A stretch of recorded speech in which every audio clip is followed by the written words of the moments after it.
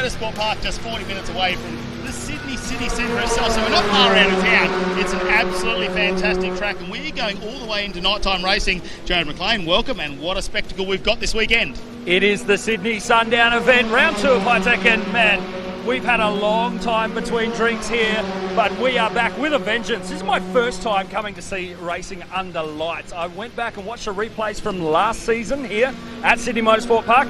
It was an epic. It's going to be fantastic tonight, of course. 9 categories, just under 200 entrants here this weekend. Let's have a talk about a few of them. So we've got 3 open wheeler categories, of course, the Australian Formula 4 Championships here. We've got the Formula V, and then we go a little bit fast with those more modern, the Australian Drivers' Championship. They're going to be fantastic to watch. Yeah, I'm really keen to see how these 3 open wheel categories use the toe and really muscle themselves around this course. There's a lot of undulation, so the likes of your Formula V, your Formula Fords may really need to be very diligent on the transmission. Make sure they're in the right gear as they deal with that undulation. But the toe, and there's going to be a lot of position swapping. Huge field tour of the TFH Hire Legend cars as well. We've got over 35 cars here this weekend. Last time we were here, they always put on exciting racing every track we go to, but Sydney was an exception. Well over 200 kilometres an hour, less than 2 inches off the ground, so that one's going to be exciting as well. Yeah, there's definitely going to be some blood pressure and some high heart rates happening in that one, and that's just going to be in the commentary box. I'm going to be very keen to get up there and take a bird's eye view of that one. Very keen to see how Ryan Pring is going to go this event. I mean, he was an absolute weapon last time we saw him at Windsor Raceway, but it has been a long time. The Australian Super Tin Tops are here, of course. We've got a big field of Replica tourers as well who join us, who are very strong up in Queensland. They came and joined us last time in Sydney, so great to have a great field of them. Innovation race cars are not too far away from hitting the track now. We saw how fast they were at Winton. They're a very nice piece of machinery. Absolutely wild bit of kit, and they're going to be able to put down some incredible lap times here. A lot of aero and just brute horsepower. There is nothing that sounds better on the shift cut than an innovation race car. Australian production cars are here. They got a little bit of 2-driver racing here this weekend, so we're going to see a few names in the field. Bryce Fullwood's actually jumped out of a supercar to come here and join us in the Australian production cars this weekend, and of course the TFH Hire TA2 muscle cars presented by Maritimo. That is going to be our excitement this weekend, isn't it? 20 cars in the field, and a couple of names that we haven't seen. Last time round, our final race was cut short with an incident on the final turn, so there's a few people looking for redemption. Yeah, we're also seeing some subs jumping into some cars that we may be seeing some other drivers in. Robbie Farr, unfortunately, not able to be with us this weekend. So, super sub, Mr. Stibbs, comes to the rescue. Jared Hughes as well, obviously racing GT4 this weekend, couldn't make it. So we see Tim Rook jump into that car as well. So, like you say, it's a couple of super subs coming in for the TA2 muscle cars. Of course, have a look at the weather though at the moment. The sun is shining. There is not a drop of rain. No clouds. It's as clear as can be. It's nice and warm at the moment. Like, we're talking, what, high teens at the moment? But it's going to get cool tonight when that sun goes down. Yeah, we're going into the single digits, people, and of course that brings everything that the cold comes with it. We're going to be talking tyre condition, track temp, and potentially, depending on the numbers, a little bit of dew thrown into the mix. Well, it's all going to happen here at the Sydney Sundown here for the round 2 of the Hi-Tec Oil Super Series. Let's head up to the commentary box though. Dan McCarthy, it's all to you. Thanks very much, guys. Yeah, this is going to be an absolutely cracking day, and tomorrow as well. We're also racing into the night here at Sydney Motorsport Park. As you can see, there's some cars on the track just doing a qualifying session, and we'll be on with the racing in the not too distant future. But yeah, lots of racing ahead of us tonight. We're racing well into the night, 10 o'clock here, local time. Mel, down to you in the lane. One of the categories I know we're all really looking forward to this weekend is the Replica Tourers, 33 cars in total. A little bit of a state of origin as well. The Queenslanders have come down to New South Wales. There's some New South Wales people here at their home track. We're speaking to Shane Stewart, second in class then and our current series leader. Yeah. Yes, that's right.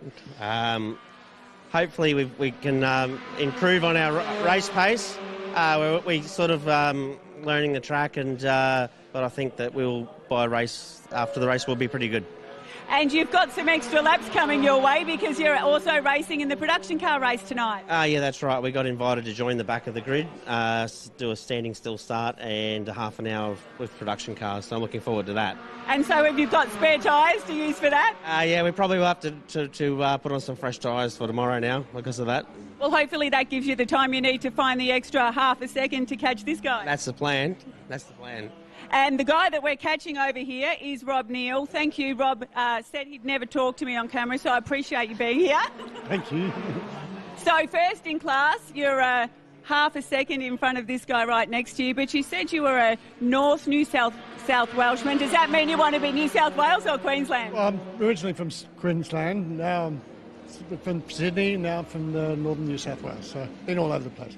But I'm 2 seconds off my personal best at this track, so in this car, so I don't know why I'm slower, got to pull my finger out. Well, plenty of laps to improve on that, but he's hot on your heels, isn't he? Yep, he kicked me on at QR, so got to keep up with him now. Well, we look forward to watching you guys race. Thank you both. Over to you, J-Mac. Well, he's back and he's here at Sydney Motorsport Park. He was looking refreshed and relaxed. Danny Studdard in the Innovation race car right behind me. Had an unfortunate round at Winton Raceway last time we saw them here as part of the Hi-Tec Oil Super Series. Fresh tyres bolted on. He is getting ready for the session. The crew is relaxed and we are keen to see how Studdard goes in this next session. There's only a few cars out there, but I am dead keen to see how these guys shape up. We'll get a closer look as Danny is just in the cockpit. Tell me, we're going to jump in really, really quickly. Setting up these cars, a lot of it comes down to the driver really coming in after the first session. Has Danny ever had much to say? Nah, he's pretty good. Pretty chill. He's a real force behind this Innovation Race Cars category, and we cannot wait to see them out there. How's things looking from where you guys are? Yes, thanks very much, Jared. It does look pretty good from where we are here in the commentary box. How good do these cars look under the sunshine? They'll look even better under lights later on this evening. Jumping alongside me for this one, he's made it from the outgrid up to the comms boxes. Matey Cav, looking forward to seeing these hit the track in a few moments. They were spectacular, weren't they, at Winter Motor Raceway for round one of the Hi-Tec Oil Super Series, and it was Jeff Taunton who was fairly dominant in that one. We saw him on the podium every round, but he didn't do too well in qualifying. It was Jeff Emery. So we'll wait and see how these cars sort themselves out come qualifying time. They are, well, everything's in the name, really. Innovative race cars. I mean, they are designed to go fast. They got a big V8 power plant there. Of course, it's the evolution of the Mark cars, if you've ever watched those, the Mark 1 and Mark 2 cars. Now we go into the era of the innovation race car as well as we start to get them out on track for their qualifying session, and we'll wait to see if the times will tumble down. Probably going to be one of the faster cars we are going to see around the track here this weekend. We know the TA2 muscle cars generally in the mid-130s, so we'll see how that goes. In the meantime, let's head down to pit lane with Mel. Another great field this weekend. We're down here with Nico French. There's plenty of your categories just growing and growing. There's plenty of cars on track. You've made it to the top 5 in qualifying? Yeah, I did. Thank you very much. This is my first time here at the circuit. Brand new circuit for a lot of us here, or mostly coming from Victoria. P5, I left my front wing on minimum from one raceway last round. So we've just wound it up and it should be good for race 1. So I imagine you guys are flat through turn 1?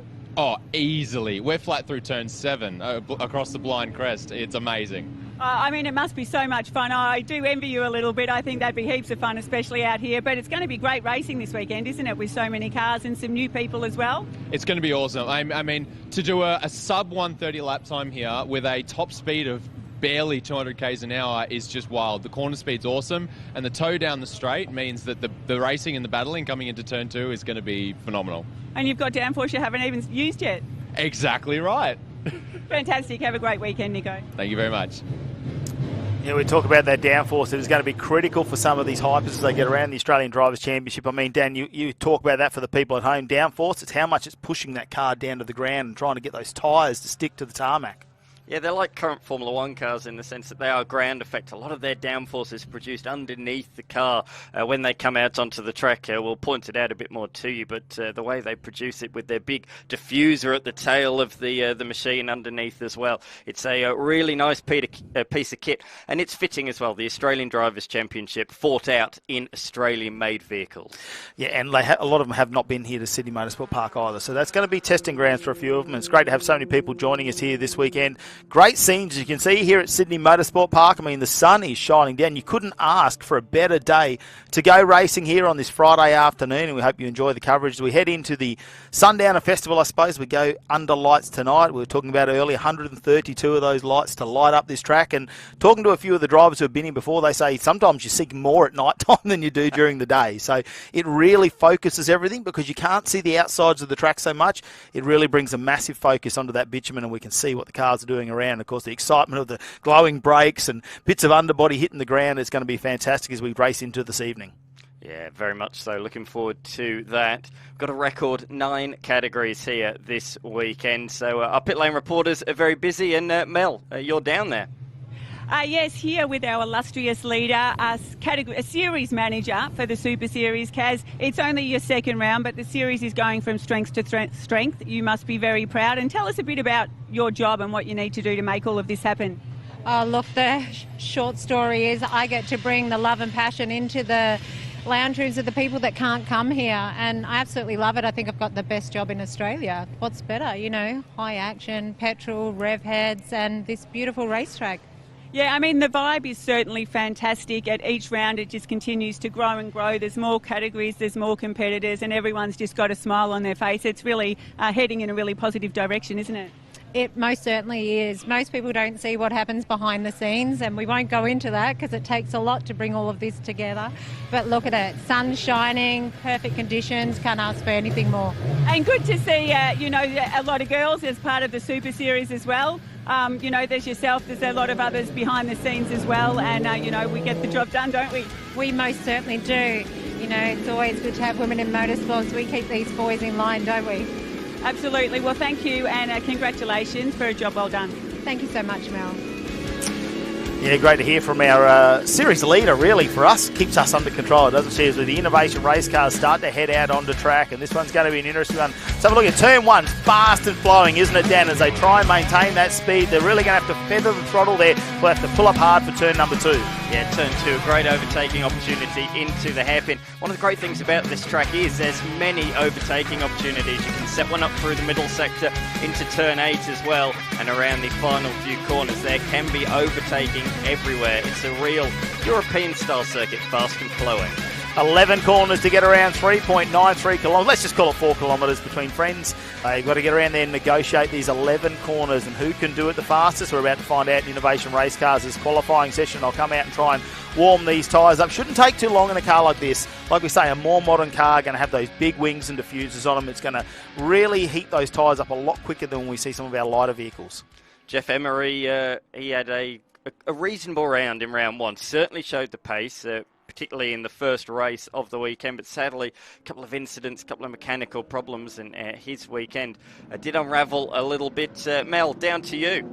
Well, we will continue flying the girl flag for now. One of our female competitors this weekend is Helena Marras. Tell us about your day so far. Yeah, it's been going pretty good. We just finished quali, so just came out of the car.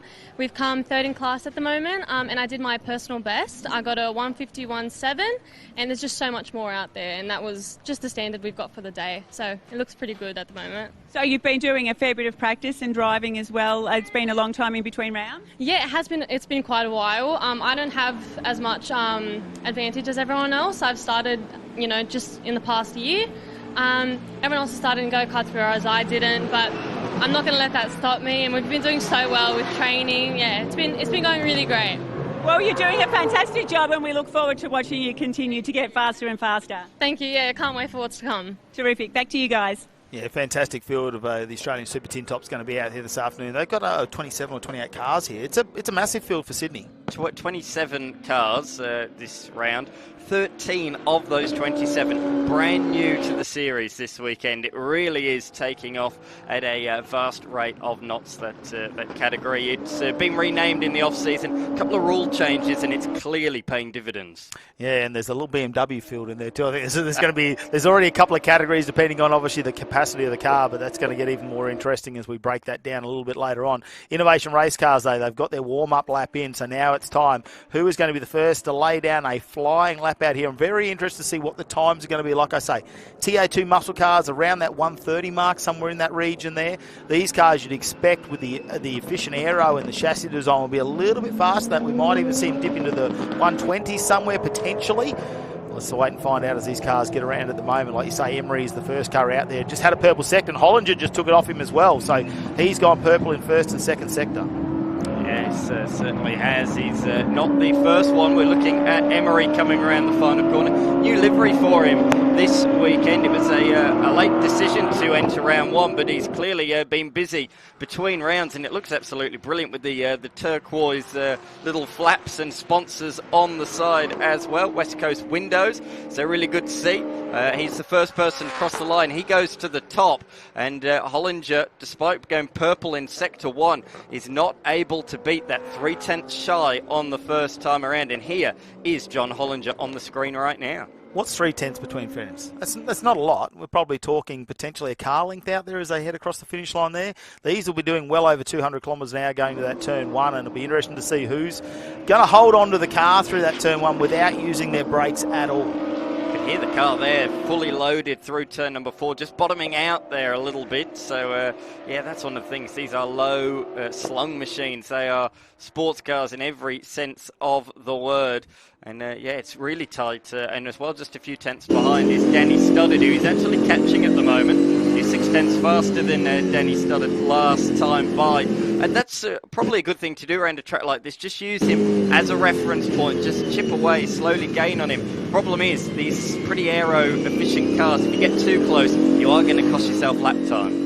Well, look at the timing screen light up there. Emery goes purple in sector 1 and 2. So now the car's obviously a little bit of temperature coming into those tyres. And look, we've had this morning to have cars out there practicing. So we're going to see the rubber start to build up on that racing line throughout the day. So expect to see them speed up a little bit. It is very early in their qualifying as he just goes on the outer limits of the track there for a moment. And you just see the dirt come up, but that might affect him there in the run down the straight. Like that, purple sectors all the way around for Emery goes a 1:28.68, knocks 6 seconds off that lap. Yeah, that's a very good lap. Purple as well in all 3 sectors. Nobody able to match him. Oh, that was a bit of a slide there out of turn number 2. Come over the brow of the hill. It falls away from you here as they fling it through the fast loaded turn 4. Just running a little bit of a late apex there, or is he? I think he's bottomed off. He has on this particular lap due to the slide out of turn 3. No surprise there. We've got the Innovation Race cars, but we do have a couple of older spec Mark class cars. This is one of them crossing out there. John Crossing in the number 34 machine. Ford Focus bodied. The Mark cars originally were based on, the body shells anyway, based on road cars. So you had the Ford Focus, you had the Mazda 3, and you also had the Mustang. So this is one of the very originals, the first iteration of the Mark cars, the Mark 1. And John Crossing out there at the moment in 5th position. Just behind Leithhead at the moment. The margin between those two, just 4/10 of a second. Well, Emery, he is the master of qualifying. We saw him in round number 1. Well, they had 2 qualifying sessions there, didn't they, over 2 days? And he took out both those qualifying sessions. At the moment, he is currently almost 3 seconds clear of Studdard, who's in second. Hollinger just behind there now. Studdard and Hollinger, well, there's not much in that. There's a car length from that over the finish line. So they're really, going to fight this out for second position at the moment. Leithhead there in 4th and Crossing in 5th. Have a look at this car. They're starting a little bit of attitude as he's pushing the limits of the vehicle as he comes out into the main straight and he'll cross the line. We're just waiting to see if we get a time up on our screen.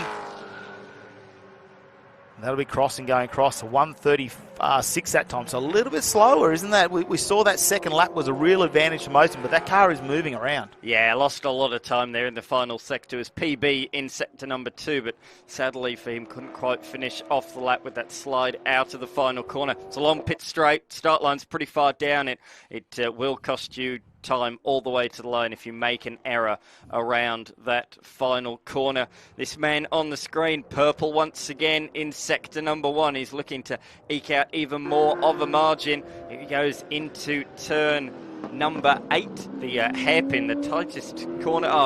Turn 2 as well, pretty tight, but there's 2 hairpins on the lap. This is one of them, but they'll be looking for track limits on the exit of that corner. There's tarmac, but there is time to be had, so that is one of the few corners where they will be looking at track limits. Wait till we get into race conditions, because I reckon that's really going to light up our screens turn 8, where we're going to see a few dives under brakes. That's going to be where someone's going to try and set themselves up. You've got that big blinder coming out of turn number 7, come over the crest there, and if you are going to stay on it and you're really going to push your car and you're confident in it, turn 8's where we're going to see a lot of people try and make those manoeuvres. You can see them go around turn number 1. The car really stretching that sidewall of the tyre there as it hangs on for any little bit of mechanical grip it can get us. You have to slow down into turn number 2, and there'll be a few different ways we'll see drivers take this corner as well. Some like to go out a little bit wider and come in and get the run off the straight. Others, sometimes, they like to try and take it through the mid-range of the corner as well. So we'll wait and see how that plays out over the weekend between the different categories. Of course, we've got so many different styles of cars here and different paces and different speeds that will there's going to be lots of different ways to attack this track here in Sydney. Yeah, absolutely. There is. As we continue to focus on crossing, still remains that 0.4 of a second behind Leithhead. But importantly, they might be 6 seconds off the leader, but both of those are in Mark 1 machines. So we've got 2 classes to look at effectively this weekend. Although they are all going for outright honours, they're very different in terms of speed. Yeah, I wouldn't worry about qualifying speed. Anything can happen in the racing. We saw it round number 1, and that's why we might see that livery for Emery. Might have been freshened up there and had a few marks along, a few imperfections along the bodywork after round number 1. So we'll wait and see. They race really hard, don't they, these guys? It's not like, although it's a gentleman's sport, and they're all good down there, and the festivities they have in their pit area, they've got it laid out very, very nicely if you want to go down and enjoy that. But once they get on track, I think the helmet, the visor goes down, and it is all race mode. We are talking about it being, talking about round 1 earlier on. This is round 1 of their endurance championship. Yeah. They're running under slightly different rules for this weekend. So at Winton, it was all 4 sprint races. Bam, bam, bam, bam. Here, though, this weekend, they are having 2 sprint races, and they're also having 2 50-minute endurance races with a compulsory pit stop and a mandatory minimum pit stop time will be in order there as well. So we'll have to look out for that later on this evening. That the endurance races end the programme on both days here of round 2 of the Hi-Tec Super Series. But yeah, that's going to be something to keep an eye on for us across the weekend, how it plays out, because we can refer to round 1 as much as we like, but this is a different championship. This is now the Enduro Championship we're watching. Started is just working away at that time, isn't he? Slowly chipping away. He stayed out there. Emery and Leithhead have decided, no, we're going to go in the pits, make a few changes potentially to the vehicle. There might be some minor adjustments there, checking tyre pressures as well. How much of a difference do you think tonight is going to make, especially once the sun goes down, the track cools down a little bit? You'd expect it to stay warm in terms of we're not going to stop racing, so there is no big breaks in racing. The track should still maintain that temperature, but the sun will go down, the air is going to get a little bit cooler. Things are going to change from tonight, and we know at Sydney Motorsport Park, come the evening, we normally get a breeze across the track as well. Yeah, absolutely. Currently out there, it's just on 20 degrees, and in the sun, there's not too much wind in the sun. It's there's a bit of UV as well, so you can, I reckon, get a bit of sunburn even at this time of the year. We're only a couple of days away from winter, but it's pretty warm. So tonight will be very, very different. Mel, I believe you're down there with one of our competitors. Yes, with only a few minutes to go in qualifying, Jeff Emery, you're currently on top. You did say to me before, we know how this session's going to end. Some quiet confidence there. Yeah, look, the car's been really good. Obviously, it's a new car, and it's been set up really well by Ashley Seawood Motorsport, and the cars are just fun to drive, so I'm really enjoying this this journey of my motorsport life. Actually, it's been really good. So it's the car's been great, and the track's good as well. So save the tyres for the racing, I guess. Yeah, that was going to be my next question. You said you've still got a lot of laps to go, so you do really need to manage that, don't you? Yeah, we've still got 2.5 hours of racing to go on 6 tyres. So I think the object of the game here is to look after what you got and save something for the last race, to be fair. So you must be glad that it's at night, because you've done 10 minutes now and you've worked up quite a sweat. You've got 50 minutes on your own later. Yeah, I haven't done a lot of miles in the last, obviously, 12 months. It hasn't been that well, but yeah, it's certainly getting warm out there. I'll probably put the cool suit in for the next one, I reckon. So, yeah, for an old bloke, I'm getting knocked around a bit. Oh, so far so good. You're still on top. Yeah, thank you very much. Thank you. Well, you can see the excitement. He's pretty happy to already cut a few laps out there in these innovation race cars. Like you said, it's about a game of conserving tyres, because they do have a lot of racing left this weekend as part of their endurance. Like you said, the first round of their endurance racing. Yeah, absolutely. 6 tyres over that many racing laps around here. A track that is notorious for tyres, so it's going to be really interesting to see how that plays out over the course of the weekend in not just this category, but all of them. J-Mac, down to you. There's still cars out on track, but Tim, you've come into the pits. You're satisfied with a 35, but everything not quite as good as it possibly could have been. Yeah, so we had a funny ABS issue this morning for the practice. So we literally I did, 7 laps. None of them had ABS or TC. It would just come on as hard as the TC could out of every single corner. It's still locking rears a lot. I went all the way to the front with the brake bias. At least that made it lock the fronts. But yeah, there's a lot of time to find. But I said, we haven't been here for a year. I haven't been in the car for 4 months. If I can do a 35, I'll be happy. And that was the first flyer. So I said, just bring it in and save the tyres. Should have aimed lower, was the call from yourself, mate. Let's hope that everything comes good for the rest of the weekend. Yeah, I hope so. Hopefully I stay in front of Johnny. Let's see how we go. Mel, over to you.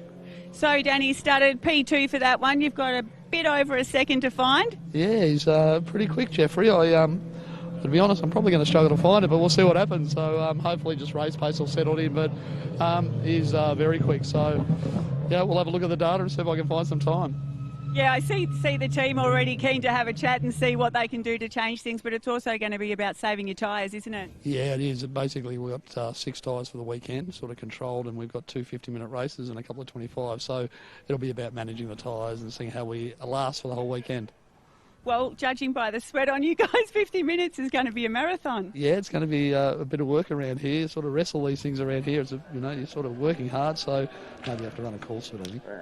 So that's what Jeff said. So it is quite physical? Yeah, it is. I mean, obviously the track's awesome and it's good to be here, but you can really wrestle those cars around and get a lap time. So you're sort of working a bit at it, but that's part of the fun. Oh, we can't wait to watch the race. Good on you. Thanks for that.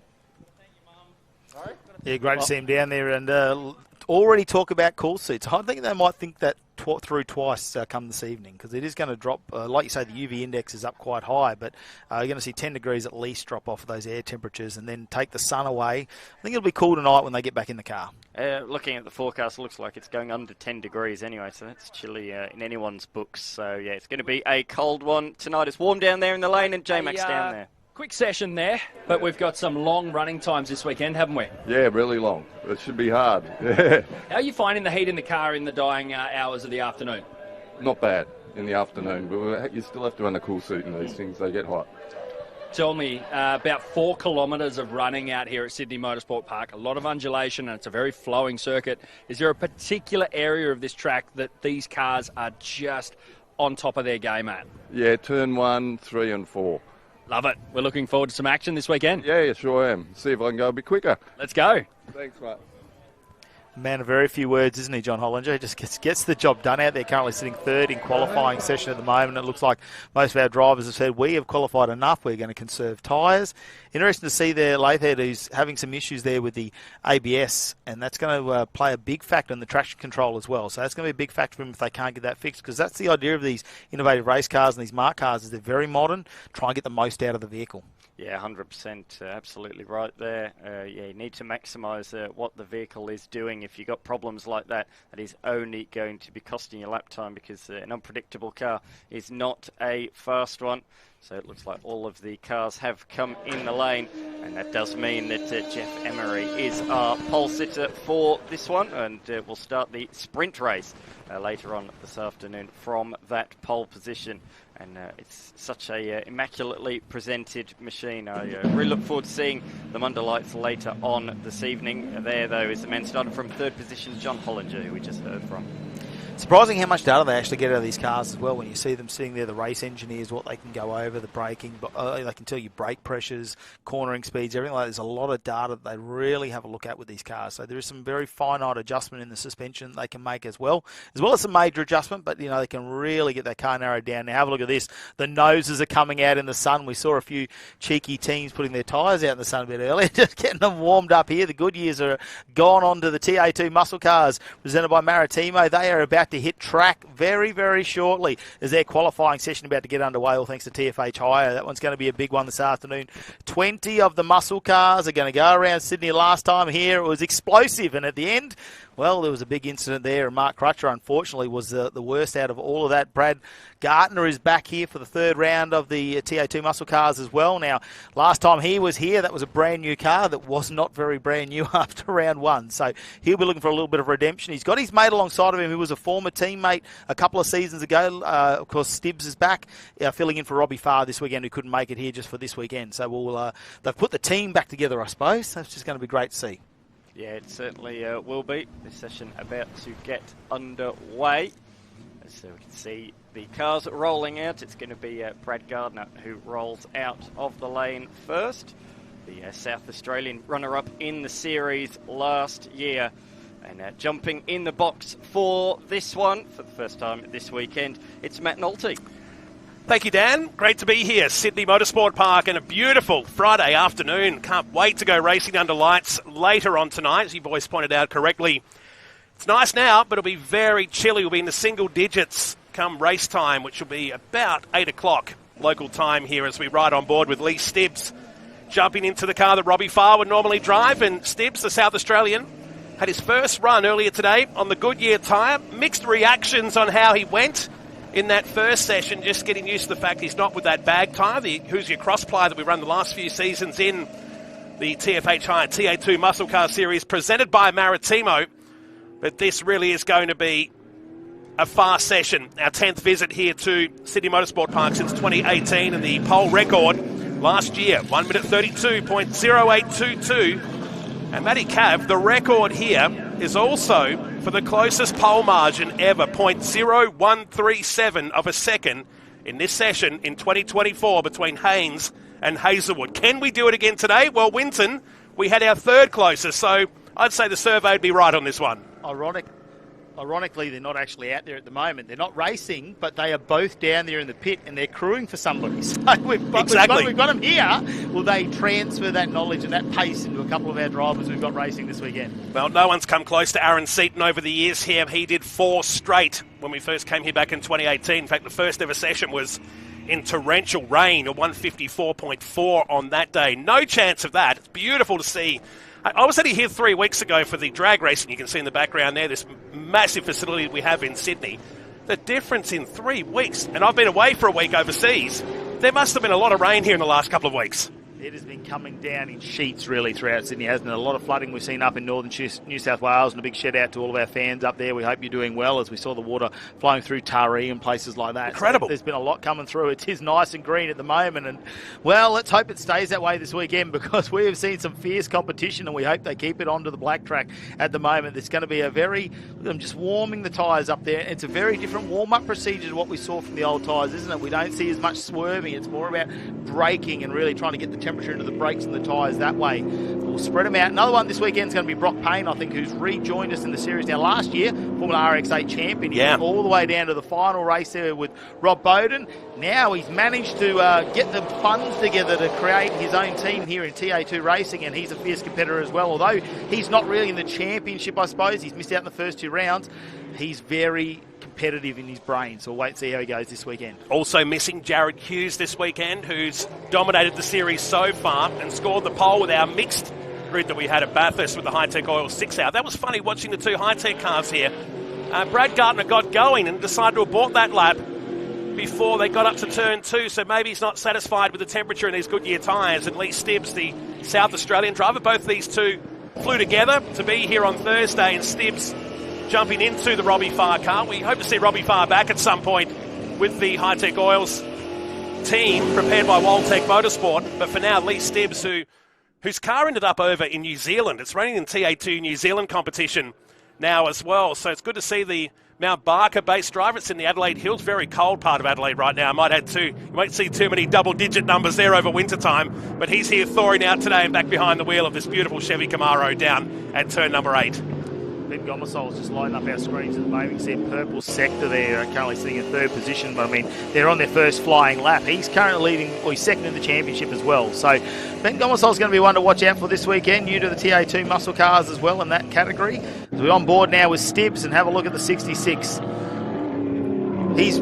Last time out, he was involved in that incident on the final turn of the final lap, and that was, unfortunately, that car came away with a little bit of damage. So he's got a bit of redemption, I reckon, back here at Sydney. We've seen him in the Trans Am a little bit later as well. Of course, that category now being taken over by the same owners as the TA2 as well. So bringing those two categories together, they're still going to race separately, still going to see them in their different formats as well, but great to have them under the same leadership. Yeah, a massive announcement that was made at the Hi-Tec Oil 6-hour event on the Friday morning that the HCC group, Paul Hadley, who's incidentally not racing. I think Paul's going to be here at some point today, but managed to dislocate his wrist yesterday. And not car racing related. I could also add too that Brett Thomas had an incident off track yesterday as well, playing 10-pin bowling yesterday afternoon. So sometimes it's safer to be at a race car than it is to be doing extra activities outside of car racing. We look at Chiara Sabatakis down here in pit lane, the 121 machine, waiting to leave. The rookie aboard this beautiful purple and yellow car, the first female in the TFH Hire TA2 Muscle Car Series. You can see Josh Haynes here in the background actually helping her out this weekend as well. So the Man of Steel is making his way around the track, gone into the Trans Am category this year, but great having still supporting these races when it comes to the TA2 muscle cars. And also Jordan Cox is here as well, helping out. He was a pole sit here a couple of years ago for Crutcher Developments, and there is the Crutcher car on the right-hand side heading down to what's a very busy turn number 8. We look at the Hutchinson Builders number 33 Chevy Camaro, the rookie of Brock Payne, as you point out, the Formula RX8 champion of last year. So early times and nothing to go riding home to mum and dad about how good you've gone, but it is Josh Thomas at the top with a 135.3, and 1 second is very clear. I talked about Brett Thomas and his off-track exploits. Maybe Mel can update us on what's happening. Down to you. Yes, standing here with Brett Thomas. I said, how many cars have you got this weekend? Only 4. Madly looking at the timing then. You've got 2 sons, a stepson, and Ben Gomesol. How are they all going? Yeah, I think they're going pretty good. I think Josh is he just went purple, so he's first. So I think he should just pull in and we'll call it the weekend. Have you got a favourite? No, look, they're all my favourites. The whole family, they do an awesome job. So, but big thanks to the team. The bumping was difficult this morning for everybody, and I think everybody worked really well together to get this race, to get us to the track this morning. So congrats to everybody. And the guys all look like they're great mates. I see them hanging around out the back and stuff, but I guess when quali starts and the race is on, it might change. Yeah, we're not friends at the moment for about the next 14 minutes, but after that we're friends again. It could be an awkward dinner conversation. We'll see how we go. I hope you all have a great weekend. Thanks very much, you too. Brett Thomas down in pit lane, a very busy couple of weeks coming up. In fact, the second part of the team are back in Queensland right now preparing the Aussie racing cars to head to Western Australia next week, as well as this TA2 King of the West event that's been recently announced supporting the supercars over there next weekend. And of course, Trans Am features a couple of weeks later in Darwin before we head back to Queensland Raceway for the next instalment of the TA2 Muscle Car Series. So spare a thought for the teams that have got to transit a long way around this country. Go as far west as possible, then all the way to the top of Australia, then back down to Queensland. Chris Pither on the right-hand side here on the cans. Down in pit lane, we look at Domain Ramsey. So Tim Brook in the 118 is quickest at the moment, 134.14, half a second clear of Josh Thomas. Josh Webster is in 3rd spot. We're watching Brock Payne coming to the finish line now to put himself in a 9th position. As Gomesol moves up into the top 3 now with Tom Davies in 5th, Hayden Jackson in 6th spot, Cameron Laws in 7th, back to Cheney, Payne, Domain Ramsey, we just saw a few moments ago, is 10th. Then Lee Stibbs, Des Collier, Danny Reedy in 13th in car number 5, then Diesel Thomas, Brad Gardner just crossing the line to start a lap right now. Steve Wilson back in the field in the number 3 Chevy Camaro. Warren Wadley, that car looks completely different to what we saw after the most bizarre crash I think we've seen, and the most bizarre amount of damage I've seen to one of these cars. It looked like one of those Transformer cars. Remember back in the day, you can fold them up however you like. It was all superficial, and the 88 car is back this weekend. It's good to see. It's one of the great things about the TA2 cars, isn't it? When the house chassis there, where really it's a lot of bolt-on accessories. They can get them repaired and back out very, very quickly, and having the parts trailers on site as well. As we look at Diesel Thomas now, who stepped up into the TA2 muscle car for the first time in the 2025 season. We'll wait and see how he goes in the TFHI car. In the meantime, let's head down to pit lane with J-Mac. Early stages. Chris, give us your update on how things are progressing in this first session. For us, obviously here this weekend, giving Brad a hand in the 22 Hi-Tec Oils car, and we tried to play the game out of the gate there and put ourselves in a good position to have a couple of clear laps, but unfortunately, to Brad's best efforts, we still caught the tail end cars on their warm-up lap. So we were compromised there on our first couple of flyers, but we've managed to find some clear track now, and hopefully there's still life in the tyres to bang a couple of hot laps. Brad's looking for redemption this time out. It was a very interesting meeting last time he was here in Sydney. How's his psyche right now? How's his headspace? Super positive, to be honest. Yeah, really good coming into the weekend. Really positive. He was keen. He's excited to be back in the car again, driving again, and did an exceptionally good job in practice too. Just trying to keep up to date with where he's tracking there now, but he's in a good place. The car seems to be fast in practice too, but we're going to make it count now in quali. Great stuff. Thank you. Cheers.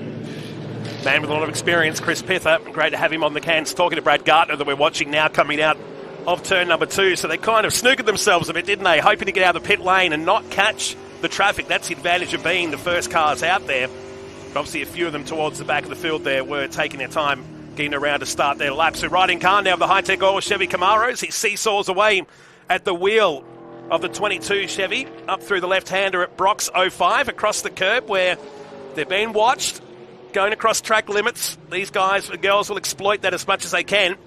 He's out of turn 6, he rolls now. It's a good lap. His personal best first sector at 27.9, so at the moment on target to maybe bump himself up into the top 5 with just under 9.5 minutes remaining.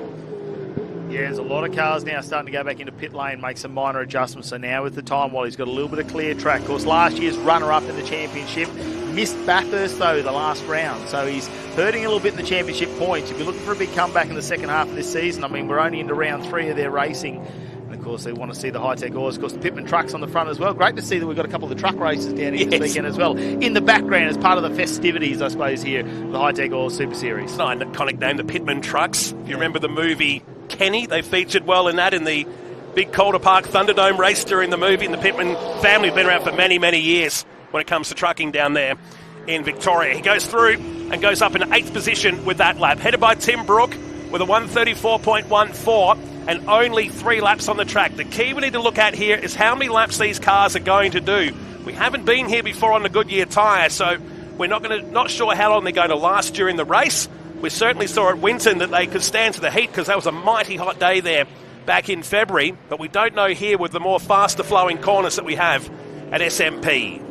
Well, Tim Brook doing a fantastic job. Of course, Jared Hughes, he's leading the championship at the moment, right? And he's been very, very fast stepping in this weekend for him, Tim Brook. And last year, race engineer for Brad Gardner. So he's got a lot of data when it comes to Sydney as well. He does a lot of other racing as well out there. So there's plenty going on. Let's head down to pit lane and talk data with someone else. So Action Jackson, he came in P6. I saw you, Jordan Cox, they are making some changes to the car. You had about a second to find. Yeah, we've got a bit of a gap to the guys in front. He reckons the car's got it in it. We just made a little change to try and help and give him some confidence. So still 8 minutes left, so let's see what happens. So can I ask firstly what you did, and has he gone faster yet? We've just changed the rear wing. I'm not telling you which way we went though. Okay, well the times will tell. Yeah, thank you. They would have seen that down there. Thanks, Mel, down in pit lane, but the car understeered quite hard down into turn 6. If that's a rear wing adjustment, I think we might be going back a bit on that car. The Crutcher Developments number 4. Of Mark Crutcher, last year's Masters Class champion in TA2 muscle cars and 3rd outright in the series at the end, but was involved in a pretty big crash late in the race here in that final one. Yeah, extensive repairs done to that car at the start of last season after being here at Sydney Motorsport Park. So, look, would Mark Crutcher have it any other way? Sliding into the corners, getting the back of the car out, he'd love it. He loves it, yeah. Yeah, he does. Zavatakis there, just in pit lane. You can see the crew going to go over that car. She's currently sitting down there in 18th position out of 20 cars, so a 139 at the moment, but it'll be the first time she's steering a car of this capacity around such a fast-flowing circuit as well, which will make a big difference. I know she's been in the Mazda MX-5. She's also been into in a Mitsubishi as well, getting around in one of the Lancers there. So, it's a very different car to what she's racing at the moment, and that car is sliding around a lot. So we've got Crutcher up on our screen. Let's head down to pit lane, though, with J-Mac. Yeah, Kiara Zavatakis being tended to under the watchful eye of last year's TA2 muscle car champion, Josh Haynes, looking to help her with her efforts here at the Sydney Sundown Festival. She's a newcomer to TA2, already cutting some great times, but in that back half of the field as we see her.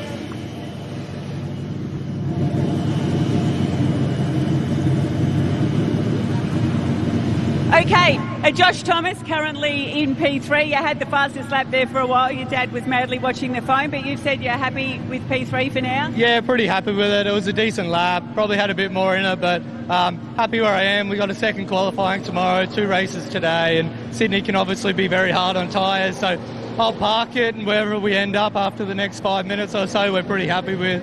You really must be enjoying driving this car. You seem to get faster and faster every round. Yeah, no, they're awesome. I'm actually from practice to 4.2 seconds faster just in qualifying, so I was a bit worried for a second, but it's amazing what a green tyre can do.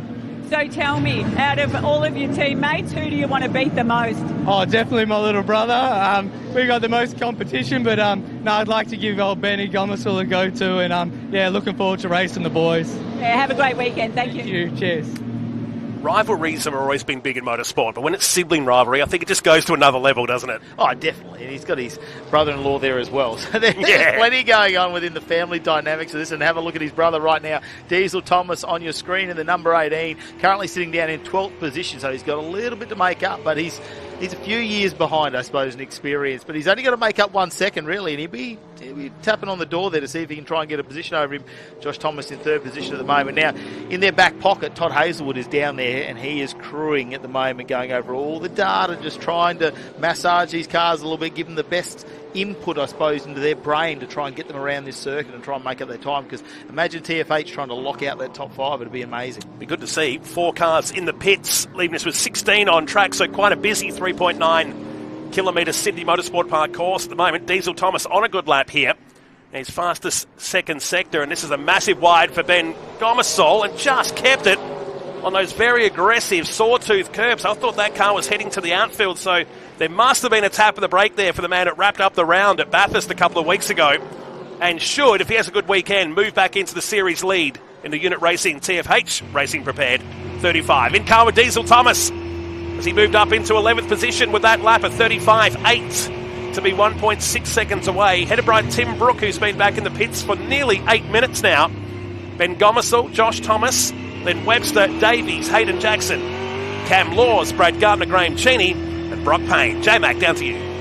Down here with Tim Brooks. Last I checked, he was top of the charts by about 3.5 tenths. Tim, Sydney Motorsport Park, TA2 muscle cars. It's a pretty cool combination, isn't it? Yeah, absolutely. It doesn't get any better, to be honest. Obviously, Jared Hughes normally pilots this car and is leading the championship, and I'm just keeping his seat warm for this round at Eastern Creek, and hopefully we can keep going where we are at the moment and have a good weekend. We were having a super quick chat. What are some of the most challenging things about Sydney Motorsport Park in this platform? Yeah, look, for me, it's definitely the surface changes that we have here. You know, every corner nearly has a different surface, so trying to manage that and also, I guess, think about the big jump in tyre speed that you have when you put a green set of tyres on for qualifying and try to maximise it. Well, we're keeping an eye on the times, the dying moments of this session happening right in front of us. Thanks, J-Mac. Tim Brook and Josh Thomas. We know of 2 drivers outside their cars now, and confident with those laps. Incidentally, both completed 1 flying run, so 3 laps only on those Goodyear tyres at the end. Here's Des Collier to the finish line and starts a lap there with a 39. Diesel Thomas goes up another 3 positions, so the teenager in car number 18 is now inside the top 8 and second of the rookie drivers behind Cam Laws, who's in 7th spot, so a 35.3. He found a whopping half a second on that lap alone. Well, a lot of these drivers, though, that have gone out and laid down a very good first lap. Now, we've got limited tyres for the weekend, so by them only doing 3 laps out there, they are saving a lot. It's Crutcher off the track, and that it looks like it's limping. It's just going over the sawtooth curb, but the car looks like it's got no power and not seem to be going anywhere. So that may bring us out a safety car at the moment, and that could bring us a stop to this qualifying session at the moment with just a minute and a half remaining. But yeah, with limited amount of tyres for the weekend, they have to try and use over these 2 days.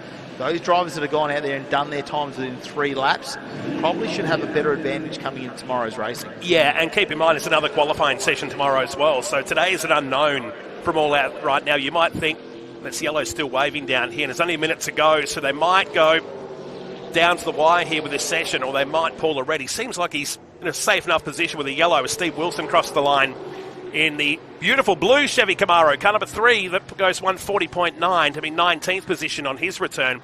Yeah, it's going to be one of those unknowns. We'll have a race later today with completely different track conditions. We'll be pretty much, I'd say, on sunset, maybe into early darkness. By the time we come out for race 2 later tonight, we're going to be in the single digits. It's going to be really different conditions out there. As you can see, the checkered flag out now for our qualifying session here for the TFHI TA2 muscle cars presented by Maritimo, who make some gorgeous boats, don't they? They get some really exotic, nice luxury boats. Yeah, we could go on one of them for a few years, couldn't we? Call the sponsor up. Yeah, absolutely. Maybe we can go. When we're up in Queensland, maybe we can go get a lap in one. We'll park it down the Gold Coast for the weekend, maybe. Great to have them on board for this year's TFHI TA2 Muscle Car Series presented by Maritimo. And double 1-8 does it again, but this time it's Tim Brook. 2.5 tenths clear of Ben Gomersall, Josh Thomas and Josh Webster on that second row later today with Tom Davies. Hayden Jackson, Cameron Laws in 7th.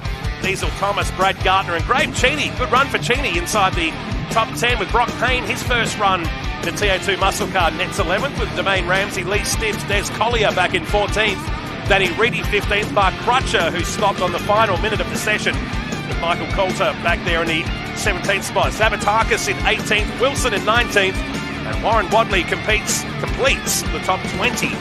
That is qualifying set for race number 1 later today here at Sydney Motorsport Park. Ben Gomersall on the front row once again. He's making a very big habit of this. And the unit racing car prepared by TFH puts himself in a prime position for race number 1. Well, listen to the highlights. Lee Stibbs and Brad Gardner led us out for the first part of this session, but we're kind of snookered when the rest of the field come out. Danny Reedy in the Danny Orr Earth-moving number 5 Chevy Camaro. Turn number 8 was also in the wars early in the session, but found himself in 15th on what was a very busy racetrack in qualifying. Yeah, big also you can see in the unit-powered car now, up in second position in qualifying, but managed to do that over 8 laps, so a fair bit of tyre usage there. You could really see him pushing the car. Of course, saw the 88 there as well come around. Of Wadley, who's just out in 20th position at the moment. Brad Gardner was looking for some clean air, and we caught up with the race engineer Chris Pither there at the time, and he just said we're just trying to find a spot so Brad can try and lay a lap down. Ended up in 9th position.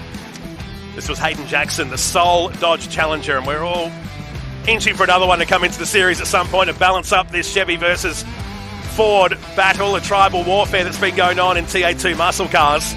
But Jackson would end up the session there in 6th spot for Des Collier. Got himself a nice spot here today in qualifying, just outside the top 10 in 14th position in that fleet of TFH cars. Interesting enough that Domain Ramsey did the most laps of that session. This was the moment, though, for Mark Crutcher. The car slowing. I don't think there was any contact, certainly an electrical drama or maybe mechanical aboard the number 4 Mustang. And he will start today's race from 16th as he gets a tow back into the pits. 2 races to come later today. That is qualifying set in the books with Tim Brook at 134.1. Interesting. Was some 2 seconds away from the qualifying lap record set here last year.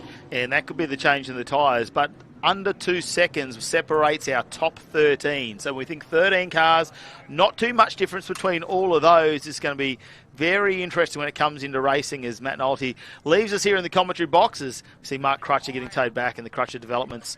Number 4, he's proud New South Wales. You can see that, got the blue New South Wales on the front of the car. He's just going to make sure the Queenslanders know about that. And obviously with TFHI being down there, I'm sure there's been a bit of banter going down there in the pits at the moment.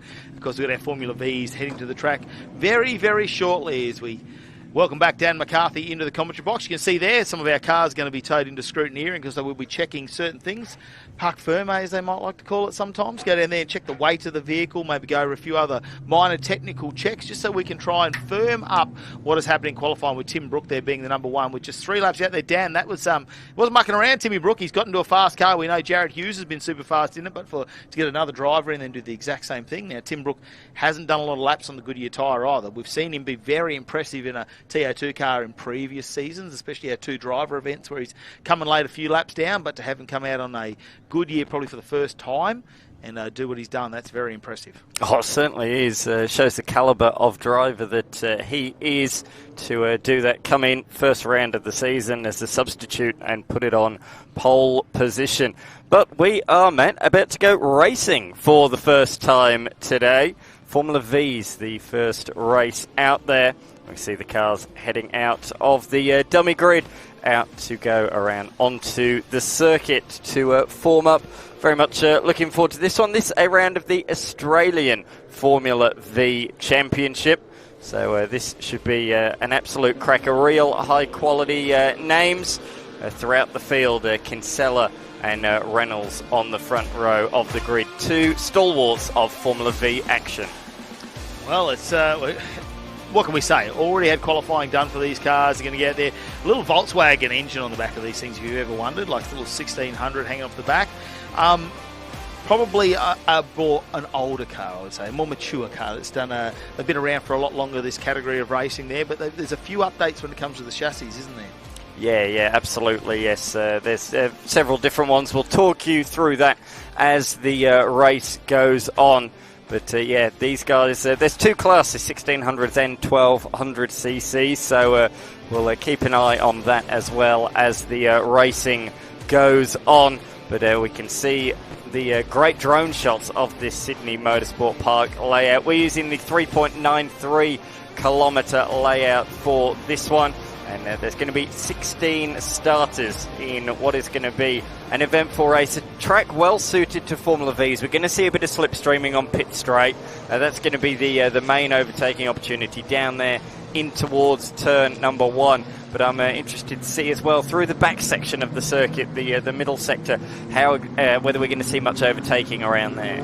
Well, there's a lot of opportunities, isn't there, to try and get that aero as they try and get the drag down the straights, probably over around turn 7 as well. And like we've mentioned earlier, turns 2 and 8 are the hairpins where they're really going to have to come in under braking. For those that want to take that risk and are very confident on their brakes, that's going to be a good overtaking opportunity for them. So let's get them gridded up now, and hopefully we can get this race underway for the Formula V's here at Sydney Motorsport Park. It's round 2 of the Hi-Tec Oils Super Series, and they're about to get away with racing. Dan, I'll tell you what, conditions couldn't get much better for this race either, with the sun still shining down. Now, what concerns me, though, is the amount of sun coming back at you as you head into turn number 1. That is where the sun is going down. That might play something in these visors. As looks like we are going to get someone else here in the commentary box, and I'm going to step out for just a moment. Let's see how the Formula V's go. Oh, it looks like there's a bit of damage there on the number 30 machine of Brown, so that's not good news coming straight back or in around the paddock area there. Certainly a bit of a wobbly front left wheel for the driver that was set to start from position number 16. But this is going to be an absolute cracker. We had Reynolds and Kinsella in qualifying, separated by 18 thousandths of a second.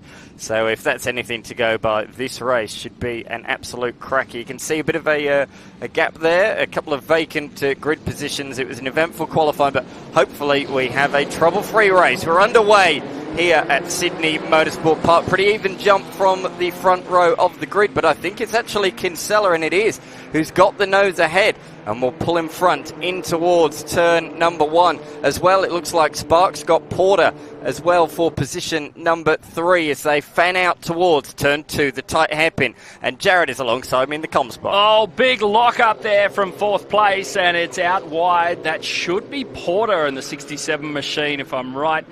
But holding down things at the front, Kinsella looking good. Certainly is as they swing it through and down the hill for the first time. Reynolds, the pulsar, has been boxed back a little bit there, down to position number 3, but he'll be in contention of that. There is no doubt. This race, 15 minutes in duration. And there's plenty of action still to come. These guys, unlike a lot of the categories, don't have to think so much about tyres. Not so horse-powered machines, a bit lighter, not as powerful. It means that the tyres will last a bit longer. These guys are just going to be all about good old-fashioned slipstreaming duels. Yeah, slipstreaming duels, but you also see just how under-tired these machines still are. So they will still move around. You can still get a handy amount of opposite lock and really easy to lock brakes up, especially inside fronts on the run into corners. But it's all about maintaining that mid-corner speed, making sure you're in the right gear. We've got a couple of smokies down the back of the field, but this battle for first back to third raging between Kinsella, Sparks and Reynolds.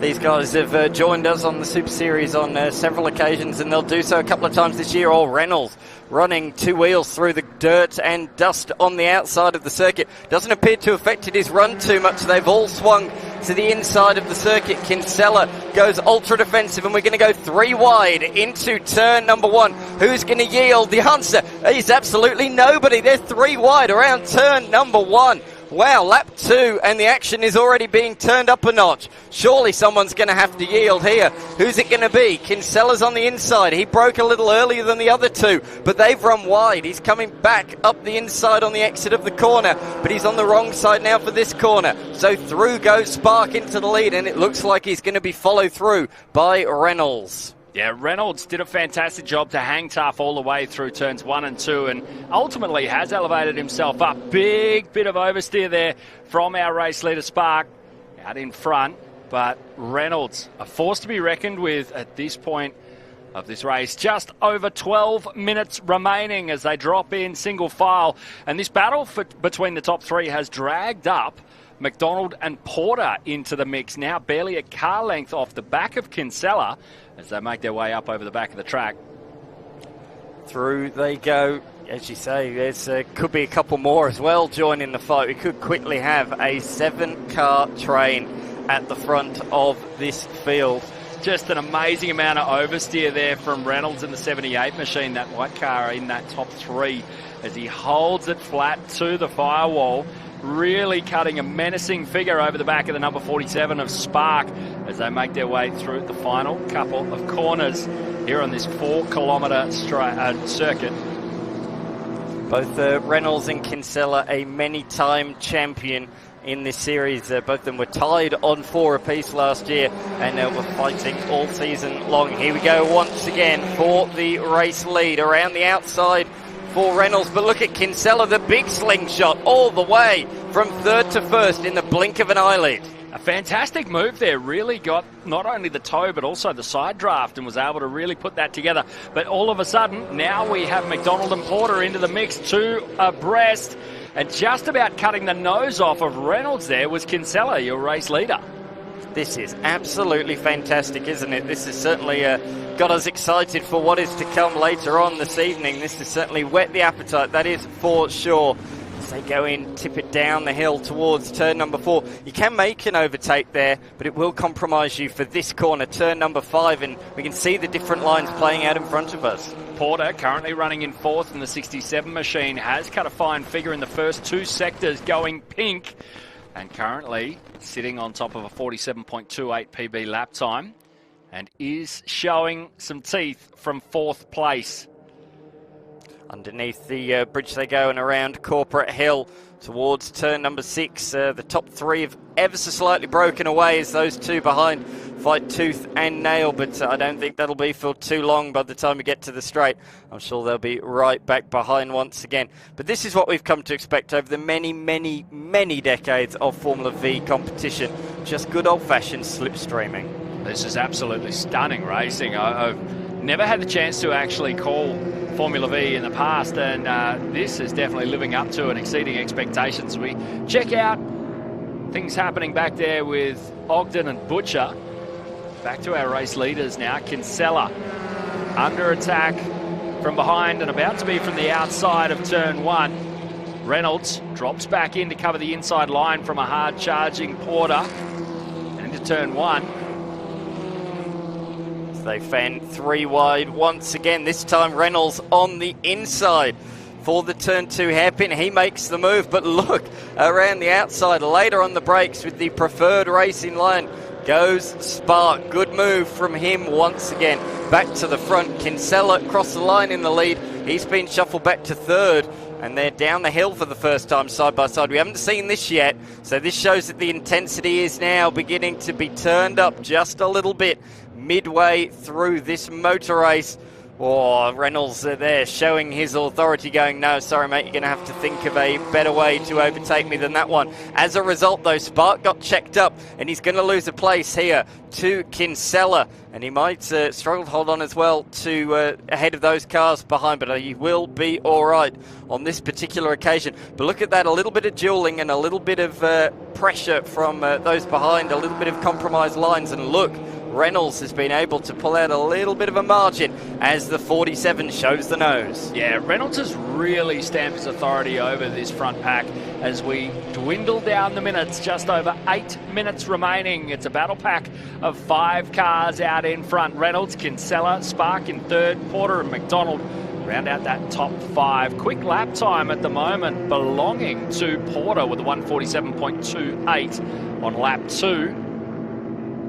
Through they come then to complete lap number 4 of this race. Once again, Reynolds going to the inside, but he slings across to the other side of the circuit, trying to break the toe of those behind. You see it in many categories, and this one is certainly one where it pays dividends, but clearly not enough. Oh, around the outside, that unsettled Reynolds there temporarily. I think the wake of the air around the outside upset 78 just a tad, but he's all right. He has survived. This is really getting tight now. 3 wide at the hairpin, and who's going to pick up the pieces, or attempt to anyway? It's the number 51 of McDonald, but he just got a bit of a slide out of the hairpin at the wrong moment, and that stopped him from being able to make any overtake. You really have to applaud the racecraft of our Formula V pilots here. No one's banging wheels. No one's locking wheels up and turning co-competitors. This is an impressive display as they make their way up through the final corner. As we are just under 6 minutes remaining, Kinsella leads us out. My apologies, I'm getting confused here. That is not the final corner. We're coming up on that very, very shortly. But Kinsella from Reynolds with Spark in third. Reynolds has the pace to really be able to put down a move, but you really want to have yourself a good 3-car gap coming out of the final corner to not have to deal with the toe across the finish line. It's a bit of a game of chess, isn't it? You've got to think a couple of minutes out, where exactly do I want to be at the start of the final lap? You've got to think ahead. You can't just think the next corner like a lot of categories. You've got to think a lap or maybe even 2, because if you get to the front too early, you're going to be a sitting duck on the final lap of the race. So who wants to lead on the final lap? I don't think anybody does, quite frankly, as one of them getting all crossed up on the exit of the corner. That was Spark, and he has made himself a sitting duck down pit straight. Now this is interesting. No one really has the toe in that top 4, but Kinsella still manages to show a nose. Reynolds fights back on the inside line. Kinsella has pace around the outside. Up comes McDonald to throw his nose cone into the fray on the exit there of turn 1. And around the outside, the number 47 of Spark goes wide and out into the weeds. This is absolute insanity, isn't it? This is brilliant motor racing. How cool was that? All of a sudden, McDonald leads the way. He's not been in the top 3 all race long. He is now leading with just 5 minutes left to go. That was close. We're getting closer and closer, aren't we? You said, how have they not touched a couple of laps ago? Well, I'll repeat that question. They've been so close on so many occasions in the last kilometre and a bit. This is really good racing, but they're coming up, look, on slower traffic. They're catching the first of the 1200cc lapped runners. Let's check this out. This is where 3 became 4. On the way into turn 2, the 47 of Spark. Unfortunately, it had all the makings of a brilliant move, but just couldn't get the rear of that car locked down and sent himself out wide. If you'd have said to me prior to the race, how many Formula Vs can you get wide at turn 2? I wouldn't have said 4, but there you go. You can get 4 wide down towards turn number 2. Back in front goes Reynolds, so he's demoted McDonald down 1 position while we're looking at the replay. Just behind that is now the 35 of Kinsella, the 47 of Spark, and rounding out the top 5 is Porter, still with a little bit of smoke coming out the tail of that machine. So as they come across the line this time by, it's going to be McDonald once again up the inside in towards turn number 1. But great to see in the Vs once again a variety of different makes and models of Formula V cars. Yeah, through turn 1 they go, and Reynolds still trying to apply the pressure to McDonald, looking up the inside. Big move out to the right-hand side as the 47 of Spark. And just to hold on to third, but he's experimenting with these wide lines, and it's costing him there as Kinsella comes up and just about bumps wheels with him. But Reynolds just unstoppable. This is really good quality racing. This is why Formula V has been so popular over the years. Larry Perkins started his career back in Formula V competition. It just teaches such great racecraft. As we can see further back down the field, it's not just at the front where there's tons and tons of battling and wheel exchanges. It's really good racing all the way through. Yeah, this is Stott, Fremantle and Harriet, I believe, up on our screens. They are battling it out for 9th through to 11th. And just unreal racing, no matter where you look in this Formula V. Race 1, just under 3 minutes left on the clock. And now we start to see that high-speed game of chess. What's going on with the hand there for Reynolds as someone has come off track? Hard to see from the back exactly who that was. Not entirely sure. I'm looking to see who's tumbling down the timing sectors. We'll keep an eye on that one for you. But we can't take our eyes off this. That's the problem. It is absolutely fantastic racing to kick things off here. Racing at round 2 of the Hi-Tec Super Series. All of a sudden, the number 47 of Spark is back towards the front of this group. And he's going to go around the outside at turn 1. But does he know McDonald's up the inside? Yes, just about. They managed to get through. That was awfully tight. There's a bit of twitching even from the number 47, but here comes up the inside once again. Oh, Reynolds. Oh, this is so close. Yeah, it almost looked from our angle like there was a little bit of a wheel tap there. So at the moment, McDonald retains the lead, but only barely from Spark as Reynolds lurks with intent in the 78 machine in 3rd place, still under fire. There's no rest, no matter where you are. Lap traffic looms up ahead as they slide these Formula Vs through the midsection of the track. So turn 5 is not an overtaking opportunity now. Yellow flags, local yellows for the car that has come to a stop down there. Up the inside though, turn 6 is an overtaking opportunity, and Kinsella shows that for us right there. And then all this lap traffic, they've caught an awkward moment, but great heads-up driving there to jump out of the way from Johnston. Really good stuff, and all the leaders not affected by that, and it's play on. If Reynolds wants to find his way up to the front of this pack, he needs to make a move before the final corner. At the moment, it's McDonald from Spark with Kinsella in 3rd. Reynolds on the outside looking in. But tight enough proximity that the toe is still powerful as the number 47 backs it in through that final corner.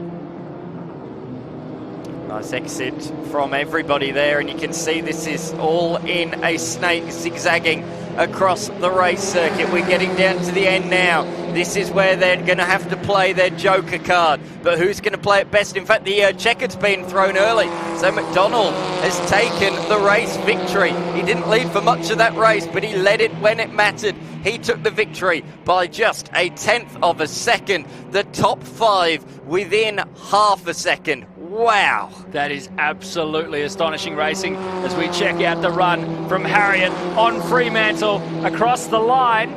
Gee, it was close as we check the numbers, and Fremantle taking it out by 0.018 of a second. A photo finish for the minor positions, back for 10th place. Absolutely wild. Coincidentally, that was the same margin between 1st and 2nd on the grid, so I was wondering how much 18 thousandths of a second looked like. There it is for you. Absolutely wild racing from our Formula V competitors. Take a breath. because this is how it shook out. Race 1 for Formula V, taken out by Alex McDonald, a tenth of a second ahead of Craig Spark in second, with Michael Kinsella in third place. Daniel Reynolds wraps up the first non-podium position with Curtis Porter in fifth, Ogden sixth, Pym in seventh, Butcher, Stott and Fremantle round out your top 10 here at Sydney Motorsport Park. That was a belter of a race. Notably though, Kinsella was up there. He got dropped down third and Reynolds fourth late on. Matthew Harriott was 11th, head of South Australian Matthew Biolek. Greg Johnston, Evelyn McCarthy, Gabbage Hock and Chris Brown. There were a couple of retirements late on. McCarthy, Gabbage Hock and Brown, the non-finishers in that one. But there were plenty of highlights in that race. We went 4 wide on many, many occasions. And the intensity just continued to ramp up. It was absolutely wild and still a very clean race. Even when you consider how many cars we crammed into that number 2 hairpin. 4 wide at one point and an expert display of side and almost bump drafting on the way down the main straight. The run into turn 1, that was perilous. Certainly was. Here we saw late on Reynolds and Spark were at the front. Reynolds went for it around the outside, but he was joined by the number 35 of Kinsella, who went all the way around the outside. It was this way throughout the entirety of the race. 8 laps, the top 5 could not be separated all the way through. Absolutely unreal. And what a venue. Here was that moment, 4 wide, a little bit of contact there as that machine going out onto the apron. Reynolds fought so hard throughout the majority of the race. There's our unfortunate DNF. That was Evelyn McCarthy late on in the day as they went over the brow of the hill. And this was the run to the line. Waving his hands in delight, McDonald taking race number 1 of Australian Formula V here at Sydney Motorsport Park. A great race. He led when it mattered. Absolutely incredible way to kick things off here at round 2 for the Hi-Tec Oil Super Series. Your Sydney Sundowner. How good we are going to be racing into the evening here as we have one of the best fields that we've seen. 9 categories here this weekend, racing under lights. And there's a bit that people really need to sort of consider when we make that transition from pure daylight, where it's actually quite hot out there, to a few lower temperatures and no light at all. Yeah, absolutely. Yeah. The UV is going to go, and it is going to get very cool this evening. It's going to be interesting to see how different lap times are and how different track conditions are throughout the day. And the same can be said tomorrow as well. A 2-day meeting.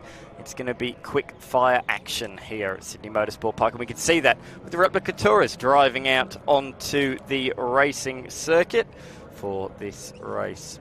So out they come, huge field of Replica tourists here this weekend. This is a category based in Queensland, but for the first time ever, they ventured out of their local state to visit New South Wales.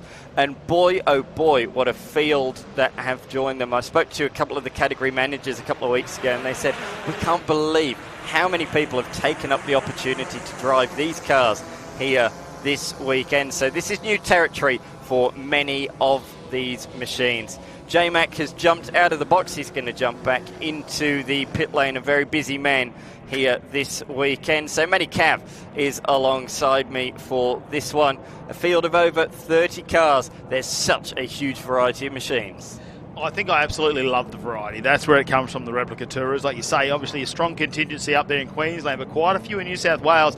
And this could be a state of origin joust, I reckon, too, as well. If we really have a look down the field there, we're going to have to find out. New South Wales took the win on the weekend, during the week, but can a Queenslander get a win for them today when it comes to our Sydney round here of the Hi-Tec Oil Super Series, on board with our Hyundai safety car as well. Great to see them getting around, and hopefully Ross has the keys to that one, because we know he's going to settle these cars down and we're about to get underway with racing. 32 cars entered in this one, only 31 got a time on the board when it came to their qualifying session. Up the front was Hadrian Morale from New South Wales, the Parramatta Vehicle Services Ford Mustang that is, of course, a bit more late model. Thing with the Replica Tourers is they're allowed to put a little bit of horsepower in these cars as well. It's not like the traditional touring car style. They're allowed to make a few more modifications. And, of course, we do have the Trophy Series coming your way.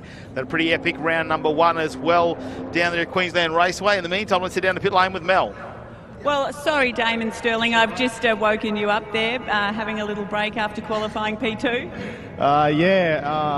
Bit of a break and delay, so thought I'd get a good nap in, and but I'm pretty happy with the qualifying lap because before this morning, I'd done 0 laps throughout the tracks, so and then got 3 laps practice. Sorry, I'm talking to myself. Well, great lap time anyway. I'm sure we'll get to watch you go faster throughout the weekend, so have a good one and then you get back to sleep. Thank you, yeah. Got to grab rest when you can, don't you? You know, we grab a couple of micro naps while we're going, don't we? Is the quiet assassin is our man down there in the lane, Damon Sterling. He's leading the championship, the Australian Drivers' Championship, but he might be quietly spoken, but he does his talking on the track, and he'll be starting from the front row later on today. Replica Tour Trophy Series are about to get underway with race number 1. Now, a couple of categories in here, of course, got the 2 litre, 3.5 litre, 5 litre class, 6.2 in the open.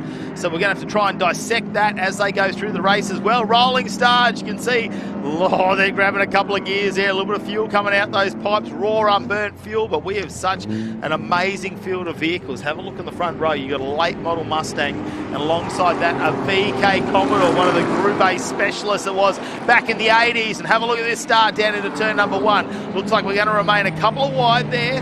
See a few BMWs in the background. Watch out for them. We know a very balanced chassis when it comes to those late model BMWs as well. A couple of these cars are also going to jump in with the Australian production cars a little bit later on. Now, look, still staying in the lead and had almost a 2-second lead in qualifying is Morrill at the start there, the New South Welshman in the Mustang, but who's put their nose in there at the back? You can see the BMW now moving forward there, and that's the Jägermeister entry of Simon Athanasi from Queensland. Yeah, he's made a good start in the Beamer up to position number 2.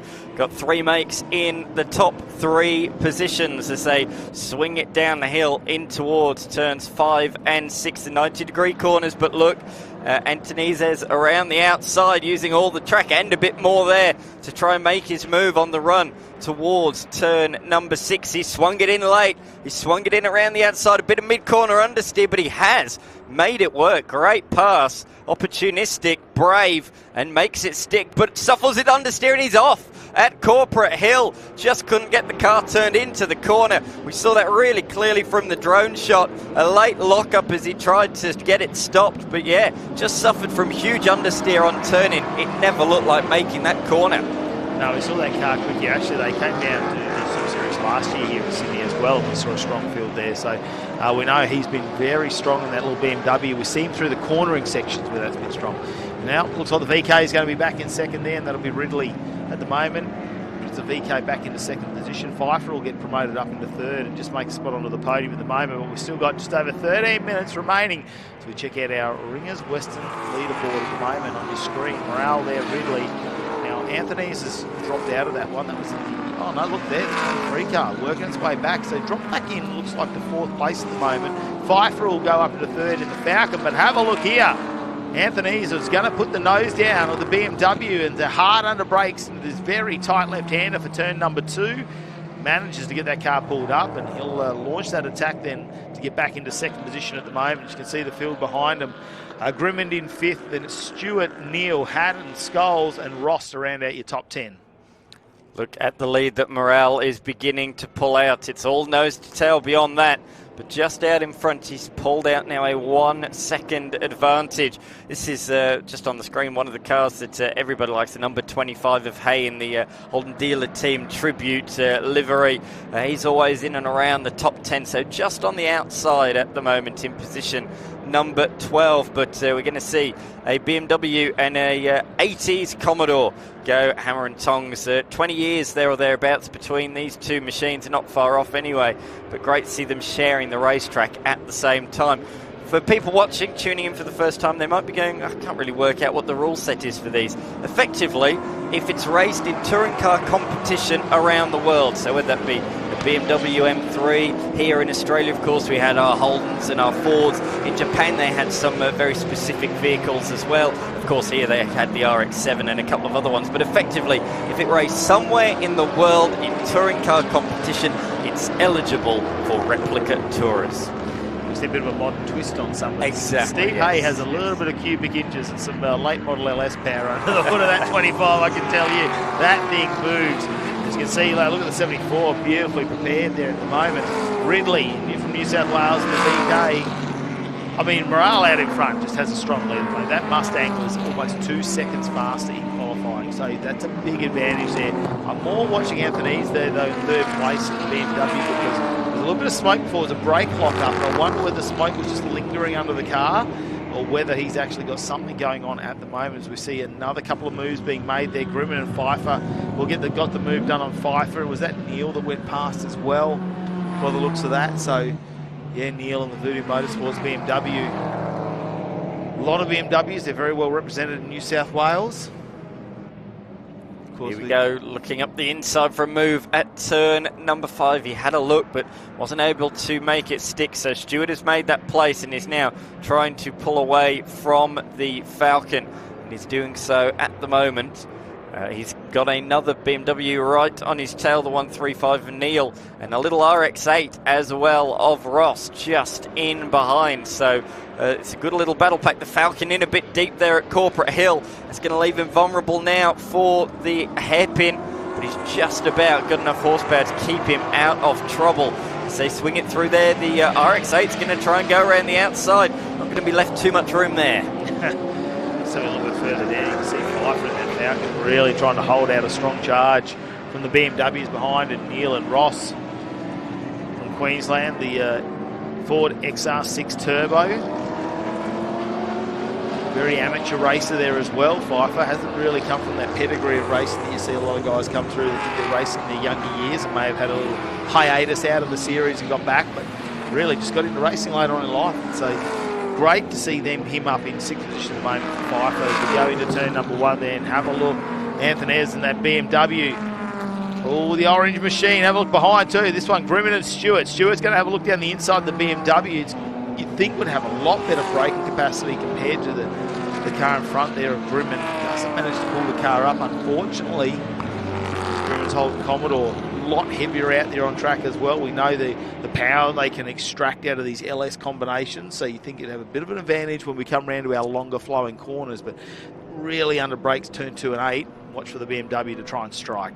Yeah, Stewart's the fast man at the moment, isn't he? Just this time last lap he managed to get through on the Falcon behind, and now he's very much looking ahead once again on the Commodore. So he's got past one V8 machine. He wants to make it 2 in 2 laps. Again, another tribute livery there, the Coke Commodore sort of nod there that we can see going around Corporate Hill right now, and quite a few of them have it. Yeah, okay, it's Replica Tourist, but you don't need to run a Replica livery, but really cool that they are doing so.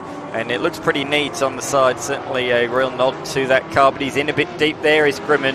That opens the door a little bit for Stewart, but as you say, the horsepower comes into effect in the short shoot, and he does hold on this particular occasion, and he should do as well on pit straight. They're side by side further back down the field. Great racing all the way through the field, whether it be at the front or at the back. Out in front, Morale has pulled out a 2-second margin on the field. J-Mac, down to you. Unfortunate retirement from the number 73 Commodore. Moore wasn't able to grab reverse in an earlier session of qualifying, noticed an oil leak and has just retired after not being able to pluck gears in that manual 6-speed transmission. It's disappointing, but that's racing. Yep, that's a hard fact, isn't it? Sometimes best to actually get that off the track before it does too much more damage to the car as well, and potentially there's still an opportunity for him to try and get some repairs done overnight. You never know. Great category to the Replica Tours. I'm sure they'll rally behind him and try and get him out. If not tonight, maybe tomorrow. So get that car repaired. See, just out in front, Morale with a comfortable lead at the moment. It's extended out to 2.5 seconds. Ridley just behind in the Commodore. What I want to know is Morale pushing really hard, or is he conserving some tyres at this point and getting around? Now have a look at Ross Scholes in the 69. He is holding out the RX-8 at the moment. That's going to be a tough job at the moment. Bit of David versus Goliath, this, isn't it? The little Mazda certainly doesn't have the poke in a straight line, but boy, oh boy, does it handle well. The Commodore, the opposite. So it is very much David versus Goliath. You touched on it earlier. We got several classes. So 2 litres, 3.5, 5 litre, 6.2, and then open. So there's a few different classes. Another rule of this is that every one of these cars must have been road registered at some point in time. They have to be converted into race cars. You can't just buy an X-V8 supercar, for example, and put it on the racetrack. That would be very much against the rules. You're really going back to our touring car heritage, aren't we? Indeed. Raced on Sunday, sold on Monday. That's the idea behind this one.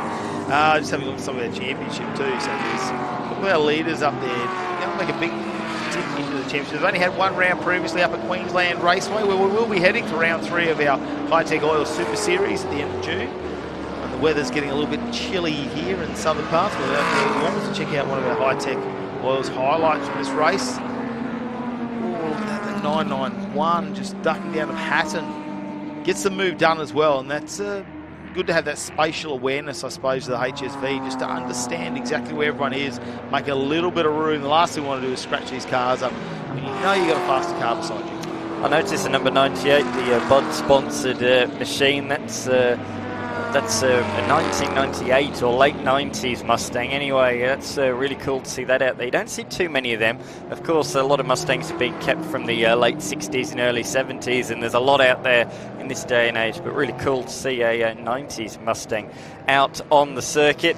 And good to see this little thing as well. I think that's an Escort there, the number 67, is it 57?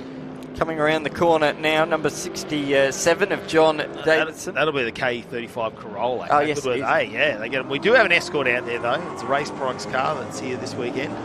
Doing a few laps, and that would be getting around.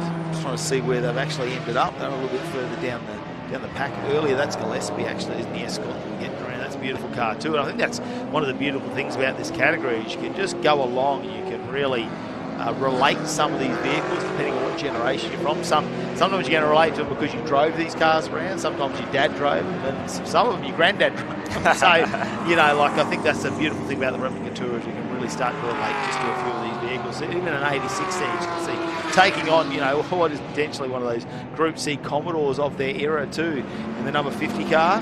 Great move around the outside. Licked the stamp, sent it, and paid off. Great stuff.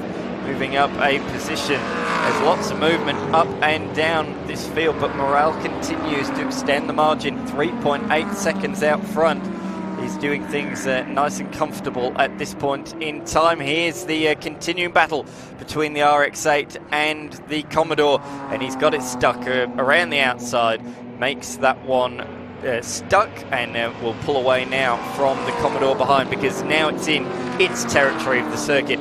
The tight and twisty, well, it's not tight and twisty, but it's got a few bends in it, which is not so well suited for the Commodore.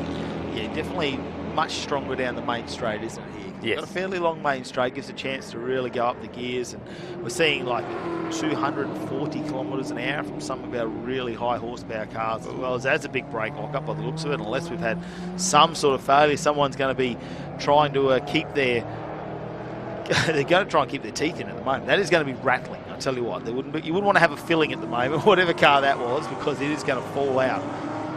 Yeah, I think you're right based on that lockup. That was significant. Couldn't quite see who it was, but one of our top 5 contenders, because we're looking at the battle for P6 between Pfeiffer and Neal. And the number 18 of Ross is not too far behind. In fact, Ross, I said he was good in the middle sector. I'll tell you how good he is. Purple, fastest middle sector of anybody in this motor race. So he'll be on the back of these two in the blink of an eyelid. Little clear space. Maybe those tyres have just come up in temperature and been activated nicely. Looks like one of our Pulsars getting overtaken at the moment in the background there. But like you say, there's a great opportunity. There's a lot of different categories within this field. Obviously, the 2-litre class, we're going to see a lot of those naturally aspirated, small capacity vehicles. They're still being able to compete within their own category. Have a look at the Voodoo Motorsports BMW. You're going to have a look down the inside of Pfeiffer. Can it make it happen? Looks like it will. Ooh, lays down a spell. Gets the Voodoo machine out in front now. Pfeiffer in the Ford XR6 Turbo just doesn't seem to put up too much of a fight. And you could see that the car was alongside, and there's a moment there as he tries to get on the power, and the back of the car tries to overtake. It looks like now the Voodoo machine will be nice and comfortable.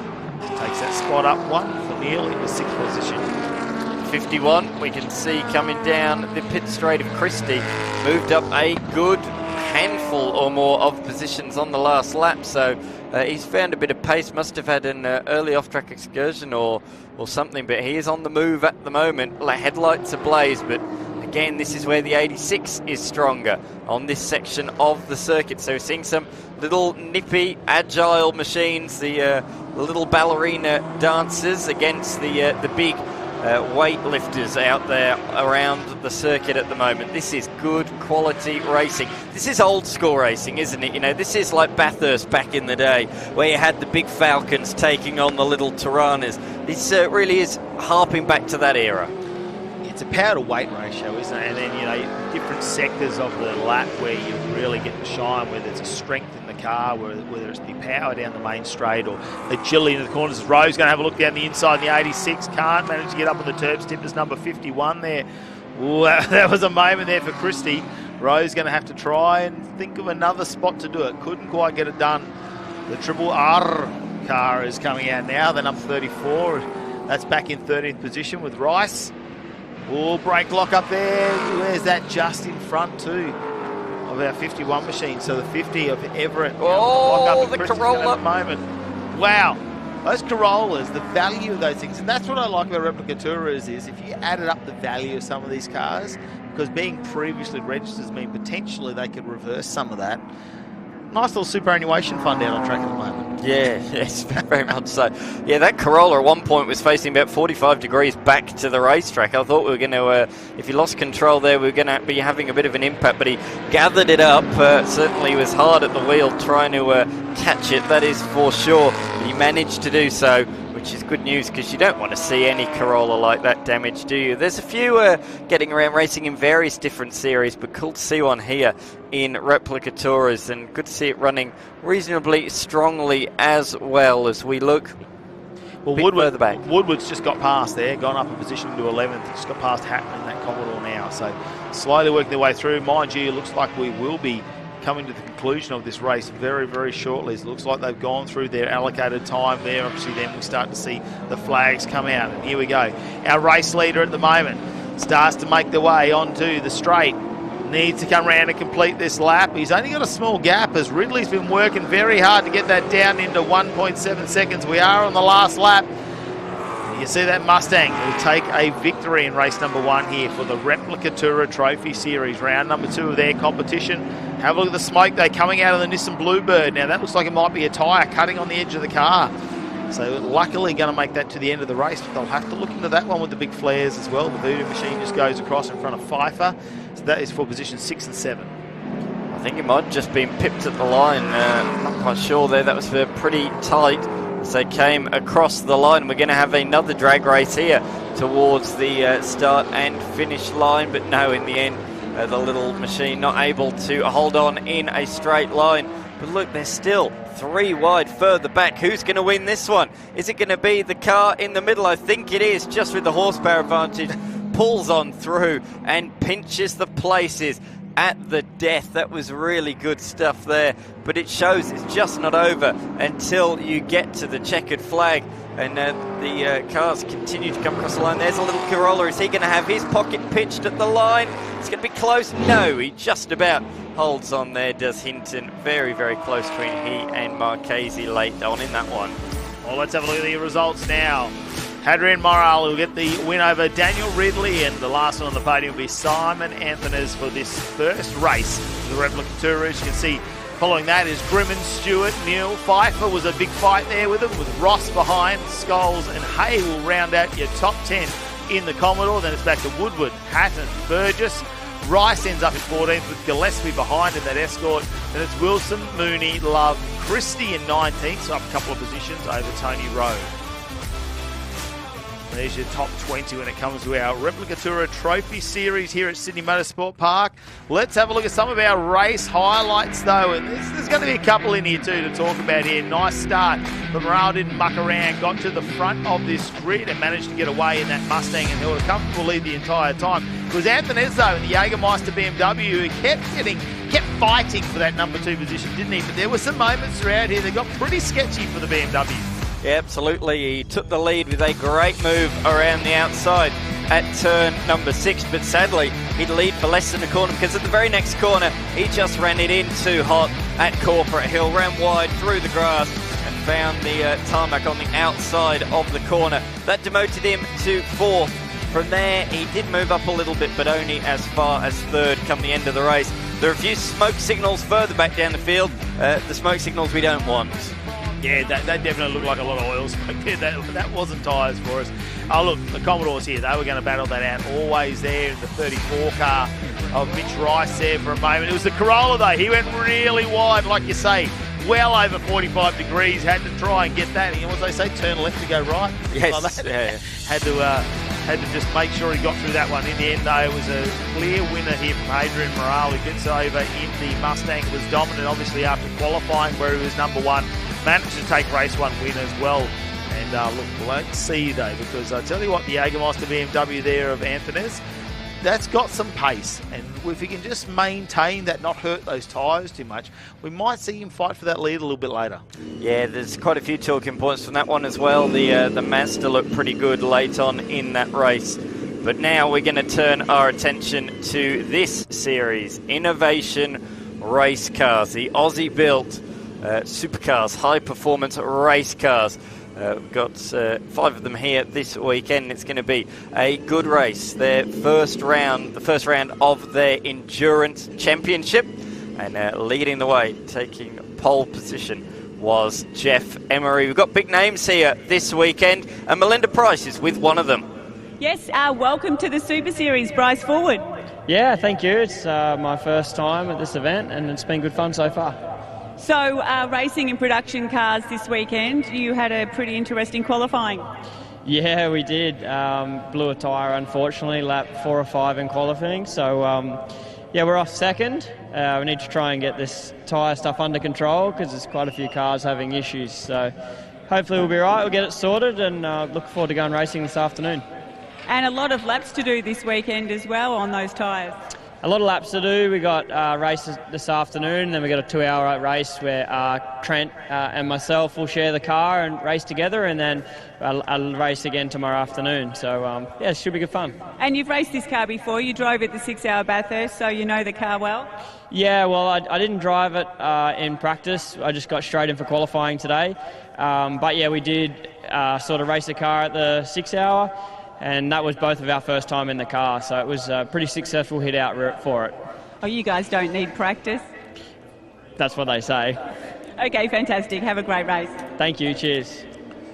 Pretty stout little co-driver, isn't it? Have Bryce Forward down there, obviously jumping out of the supercars. I mean, these drivers don't just drive supercars.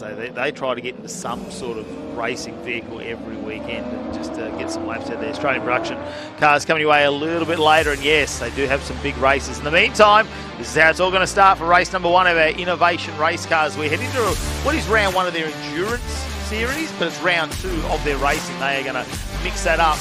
Jeff Emery will lead us off the front, who had a little bit of a lead there, almost 2 seconds over Danny Studdard, then John Hollinger, Timothy Lathed and John Crossing. Now Lathed, we spoke to him down there.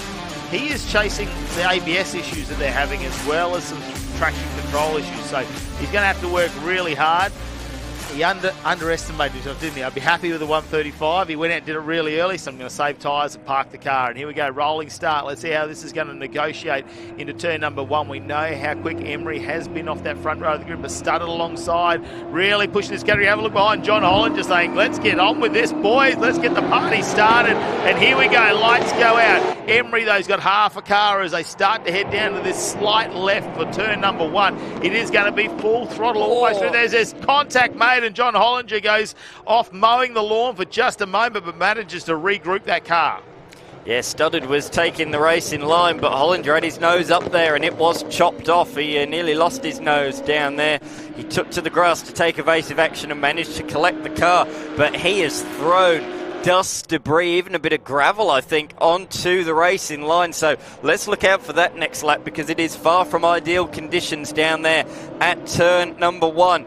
Emery, though, has pulled a little bit of a margin, completely unaware of what happened directly behind him at the first corner. He's pulled out half a second in the first sector alone, but Studdard is trying to go with him here in the middle sector. You can see the car squirreling about on the power out of turn number 6. He's certainly trying to go with him early on in this one and doing so at this point in time. But look, Hollinger not too far behind either.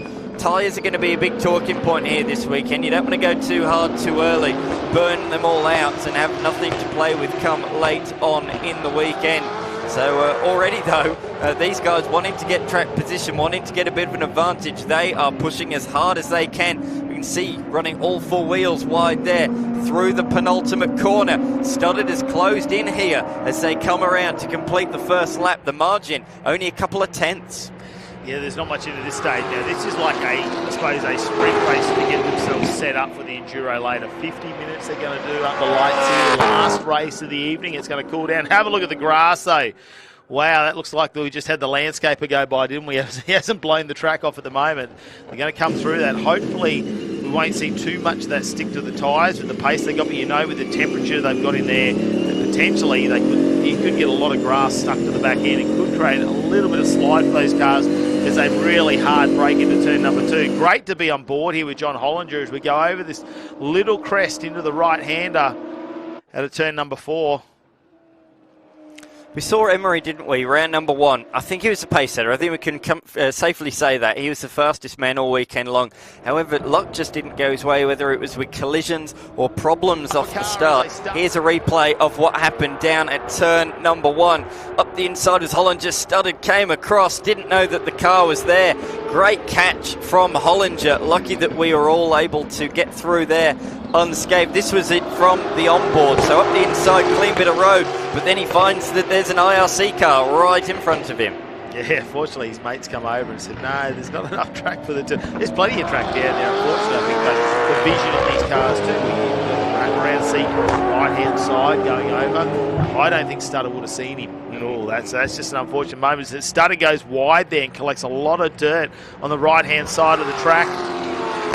Hopefully, knowing how low these cars are, dropping a wheel on that outside, especially with the ripple strip, potentially that would be hitting a lot of the undercarriage of the vehicle there and could carry some damage out of that one as he goes wide again, going to turn number 1, starting to push maybe the traction or the grip, the mechanical grip in those tyres. Really hear it roll off. Back on board with John Hollinger and have a listen to the car as it accelerates.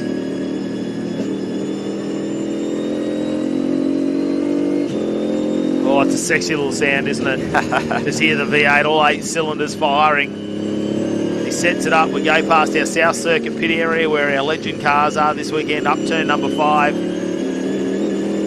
Got to worry about track limits out that right-hand side. There is a lot of concrete if they want to try and use it, but I know they're not allowed to use all of it. They've got to try and keep the car in some sort of racing line here. So we go through our Gardner GP circuit there. We'll cut across through those turns to turn number 7. Before we head down to the hairpin at 8. It's got a bit of everything, this track, hasn't it? It's got your fast corners. We've seen at turn 1 already how treacherous that can be. You've got a couple of great overtaking opportunities into the hairpins. This section as well, you can really make a move here, maybe compromise the penultimate corner to dive down here at the final corner. And then you got the more traditional fast-flowing 90-degree corners. It's a track with great history as well. Of course, it hosted motorbike racing, World Motorcycle Championship racing back in the late 80s and early 90s. And it's great to see these cars around this track, well suited to the fast-flowing Sydney Motorsport Park. Yeah, starting to see them up towards the 250 kilometres an hour right on the edge of your seat there. So they are starting to make a fair bit of impact down that main straight too, where they can really get a run on with these vehicles. Designed for that high speed. They've got the aero to keep the car on the ground. You see them very European style. A lot of these drivers are do that. They go overseas, they race in the GT series and things like that. So you see a lot of pedigree amongst the drivers. Yeah, absolutely. Just a few weeks ago, Danny Studdard went over to compete in endurance racing over at Spa, and he thoroughly enjoyed his time over there. He took a couple of fellow Innovation Race Car drivers over there as well. Here we can see the Focus Mark car. So this is an older iteration, now known as Innovation Race Cars, but previously known as Mark Cars Australia. And this is one of them. So the Mark 1 cars were Ford Focuses or Mazda 3s with the body shell. Then the Mark II car, that was a Ford Mustang, and then the 3 body shells that we saw at the front, which sort of looked like a Mercedes, something like that anyway, a sports car from Europe. They don't officially have a body type, but that's sort of what they look like. Those are the Innovation Race Cars. So we've got 2 of these Mark 1 Focuses out there on the circuit, and that's currently being led by John Crossing in the number 34 machine, ahead of the man on the screen at the moment, Leithhead, who is just dropping back by just under a second a lap at the moment. So he's just losing touch over the last 4 laps. He's fallen just over 4 seconds back as Danny Studdard makes a mistake down into turn number 2. This is the man now who runs the Innovation Race Car Series, the owner of it. And he's really pleased to have this as part of the Hi-Tec Super Series. We did have a few more cars at round number 1, but with a couple of clashes around the nation, just the 5 this weekend, but we expect that to grow significantly for round number 3. Yeah, a few of them poised up there in Queensland as we check out one of our moments here. The race height started just under brakes, goes a little bit deep, and I thought, Studdar's done a fair bit of pedigree in racing. He's done a lot of 12-hour campaigns and 24-hour races over in Europe. Obviously comes from a New Zealand racing background as well. A big man behind the scenes in the IRC, obviously pushing for these new Innovation Race Cars as they are a progression from the Mark cars as well. So Studdard there, just making a little bit of an error. Potentially, do you think that could be the sunlight starting to come in? Because the sunset's not too far away as we head nearly into 4 p.m. this afternoon. We know the sun's going to come down early as we head into the winter months. Going to be in your eyes. It was on our back earlier today, and that was at 2 o'clock in the afternoon. So right now, potentially you're going in and out of that sun. Could start to lay an effect. Emery, with the experience he's got, he's just dealing with it at the moment. You can see out in front, looking very comfortable in that car after round 1, where had some unfortunate moments with some contact, and the car didn't really finish where you'd expect it to see it in round number 1. He pulls that up nicely too, gets himself through the midway of that corner. That seems to be where that car wants to be at the moment. Very comfortable there, highly regarded driver, and has won multiple GT championships as well. So Emery, there's some big names when it comes to IRC, and I can't wait until the field gets a little bit more bolstered, I suppose, and we see some more cars. Unfortunately, like you say, a lot of them racing up in Queensland this weekend in the rain, whereas here we've got beautiful conditions. And have a look at Sydney Motorsport Park. It's fantastic at the moment. I think you're going to find we've got the nice cool air, so that always adds a couple of horsepower to the car. And of course, we've had plenty of heat on the track all day. So this is probably in their ultimate range of where they want the car. Doing a 130.45 in race conditions. Well, we saw them a 128 in qualifying. So they're pretty fast out there at the moment. Yeah, they certainly are. Emery continues to just chip away. A couple of tenths here, a couple of tenths there. And as a result, the margin is growing. It's out to over 4 seconds now between Emery and Studdard. And Hollinger a further 4 seconds behind in position number 3. Then we have the gap to the 2 Mark 1 machines. Crossing leading the way there in car number 34. With Leithhead within now 4 seconds. So Leithhead has gained a little bit of time over the last couple of laps, notably setting his personal best lap last time by. Mel, down to you. Just been reminiscing here. I've just caught up with Tyler Mecklem, and we've been talking about our touring car days of a long, long time ago. It's been a long time between dregs. You've got a really good memory.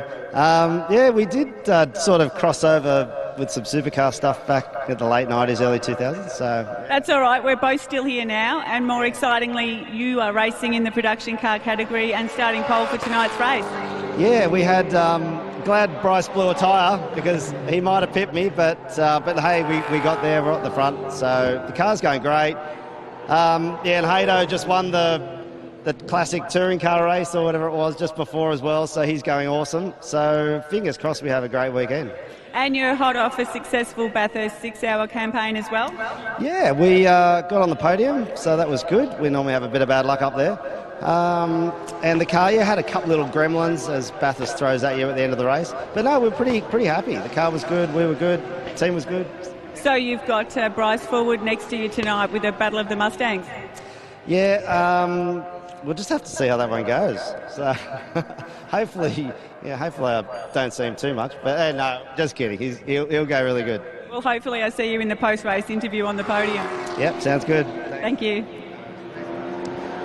Yeah, Marras will back that up in the Australian production cars a little bit later, so you've got a little bit of racing to do. It's probably not a bad thing, actually, because you get your eye. He's racing a late model Mustang as well when it comes to the Replica Tourist, so, keeping with the theme, I suppose. Double duty, 1 out of 1. Can they make it 2 from 2 in the not too distant future? Great to have the Australian Production Car Championship a part of the Hi-Tec All Super Series for the first time here this weekend, and already bringing big names and a good variety of vehicles as well, but a great addition to the program. So if you look at our ringers at Western leaderboard, you see Emery still leading this one as John Hollinger on board with him in the 23 machine. Just dropped back a little bit, almost out to 5 seconds behind Studdard, even though we saw that little moment that Studdard had a few laps back as well. So he's still getting around.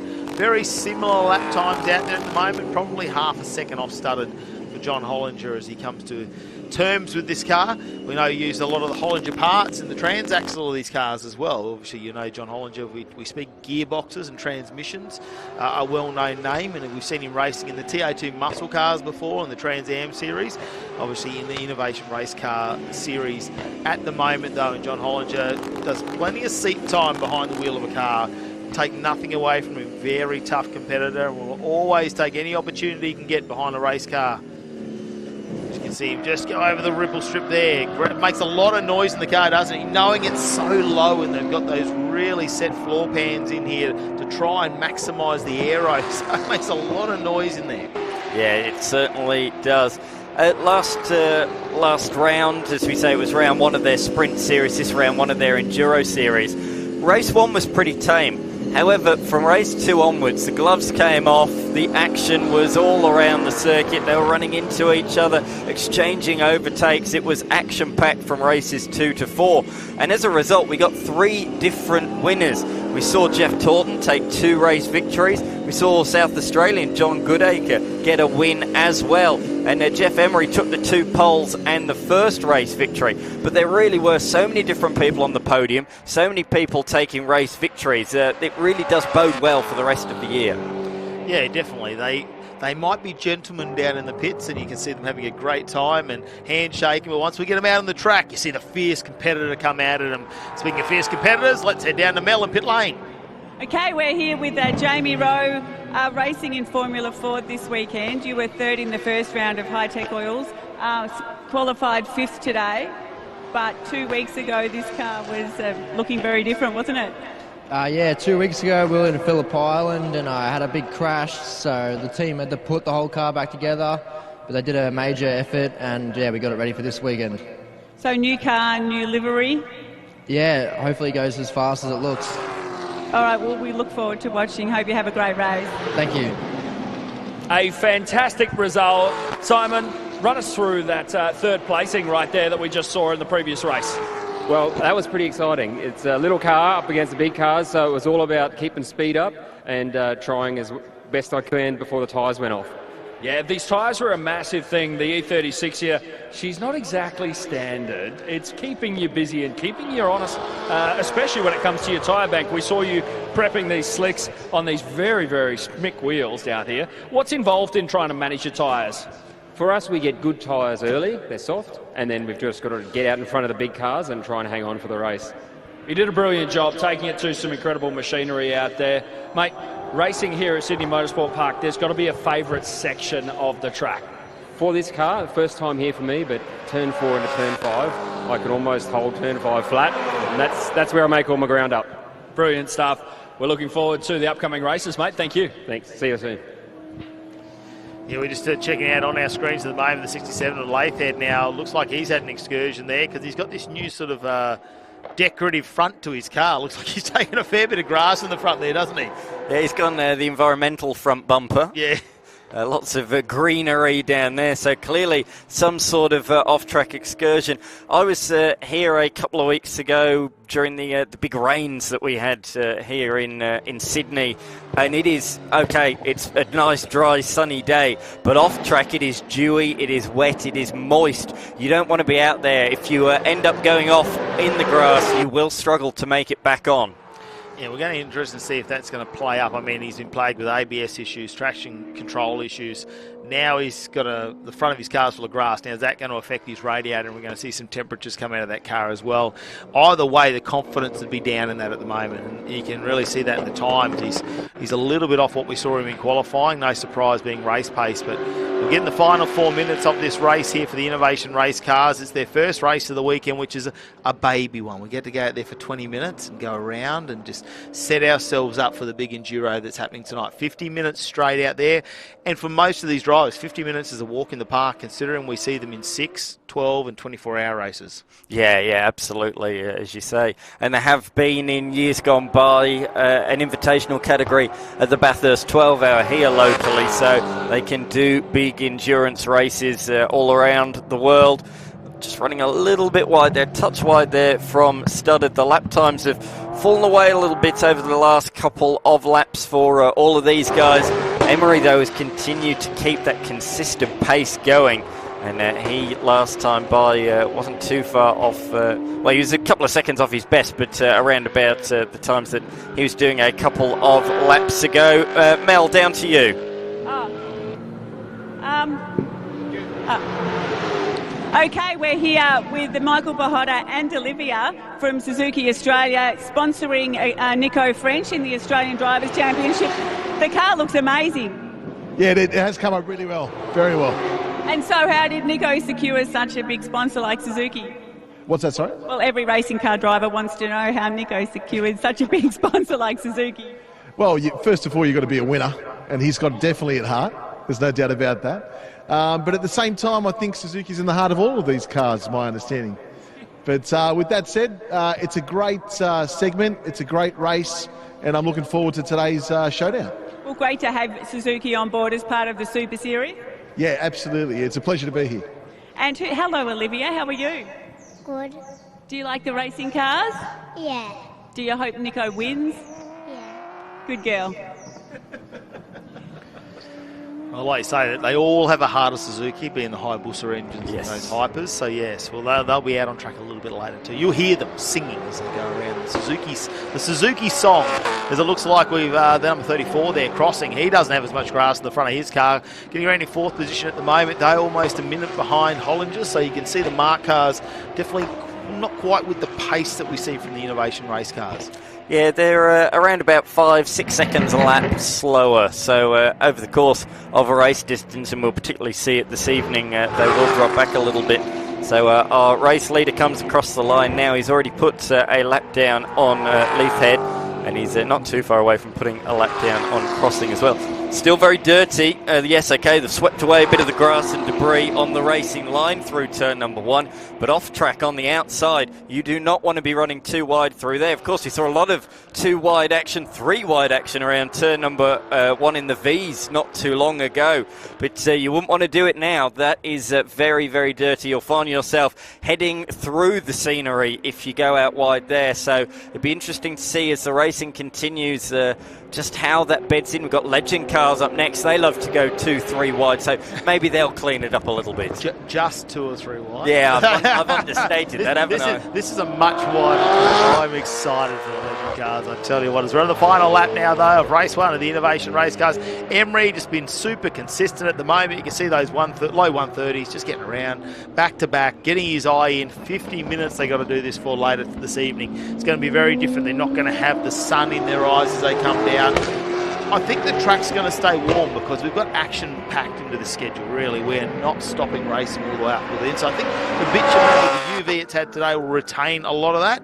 But I think what you'll find is that we're going to, the cooler conditions out there, though, may change for the drivers themselves. They're going to be a little bit more comfortable. We're talking about cool suits as well. As we see Emery here, going to come around and complete this lap at the moment. Goes across and takes a checkered flag and will win race number 1 of the Innovation Race Cars.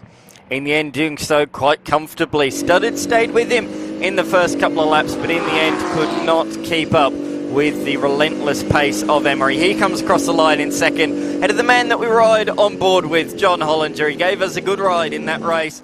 A bit too much of an exciting ride for him down at turn number 1 on the opening lap. But nevertheless, a good performance from Hollinger. P3 in that one.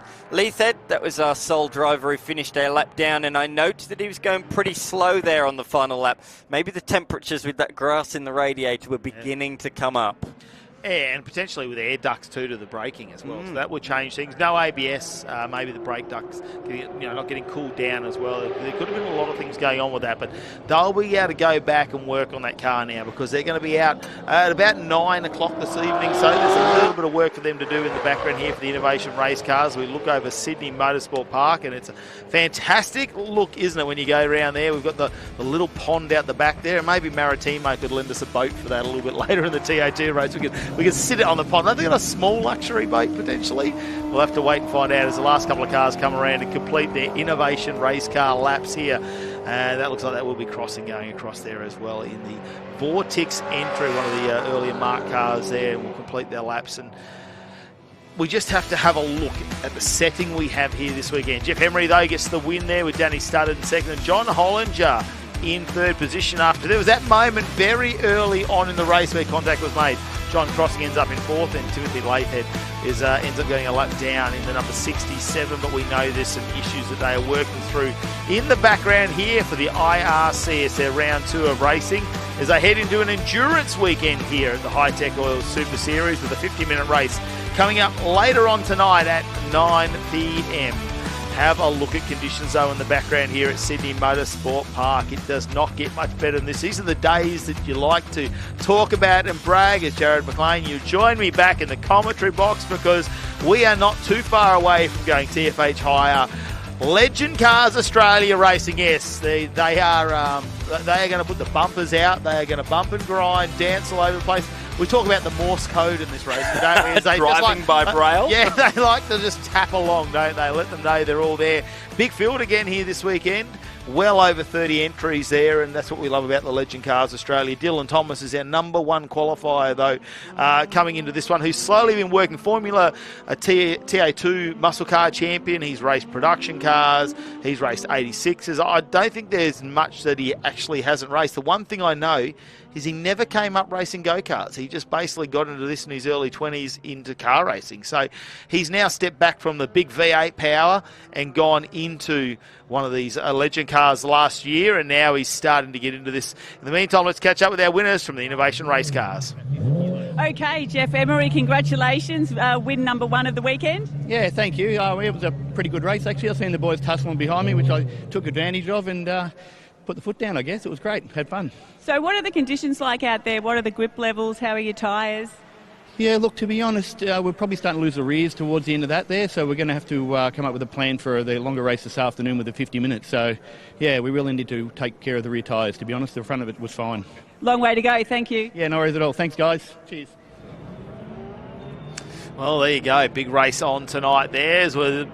Something very different, something that loses the rear tyre before the race even starts is Legend Cars, isn't it? J-Mac, I mean, little radial tyre. We're talking most of these cars now have upgraded to the fuel-injected 3-cylinder 890cc engine. We don't see a lot of the old 1200 air-cooled things getting around anymore. They've really modernised cars that are set up over in the States. They come over in a package. They're now throughout the world, and including some of our races that are going to go and experience there. We've seen Lachlan Ward go over there now and race in the Worlds over there. They're racing through Europe as well. There's a big difference between all these cars. It's great to have them out there, of course. supported by Tarachi as well, Simpson Tarachi, who are here selling safety gear this weekend. It's great to have them back at the track. Big supporters of the Legend cars over many, many years as well. And of course, the acquisition by TFH Hire not that long ago, too, of the Legend Cars Australia, is they seem to be acquiring a little bit, don't they? Tell you what, they love racing. Look out. If you're a category, TFH is probably about to start breathing down your neck. But man, oh man, it was a fantastic way to see TFH expand the portfolio and jump into the Legend cars. Ryan Pring currently top of the points on 1,110 points. Then back to Rob Hogan on 1,088 as we are getting set for a rolling start. This is your starting grid for race 1 for Legend Cars Australia. Dylan Thomas will lead us out in the CXC racing machine with Shane Tate in second, Rob Hogan in third, Ryan Pring in fourth, Asker Sendel in fifth with Hurrigan, Skinner, Williams, Bennode and Melville rounding out your top 10. Goes back to Timothy Reid, Scotty Morgan's in 12th, and it's Craig, Goodridge, Kamenawari, Blake Simpson, Martin, Nathan Prito back in 18th, and it's Chris Spicer and Chris Tippett to round out your top 20 before De Boynton, Seth Morgan. So Scotty Morgan's son is out there, very young gun, taking on Hayne. Obviously, as we have a look down there as they go through, of course, we've got so many names to get through. 34 entries here. And have a look at them. They're only 2 wide at the moment, but if you can see Formula V go 4 wide, I reckon they can go 6 wide. Surely. So, Thomas and Tate out in front. Keep your eye on that blue and yellow rocket over to the right of screen. That is Dylan Thomas. Series leader just behind. You can see him in third position behind Tate there. What can he do in the number 1 machine? Oh no, Dylan Thomas doesn't get the start he wants. So look at him, 3, 4.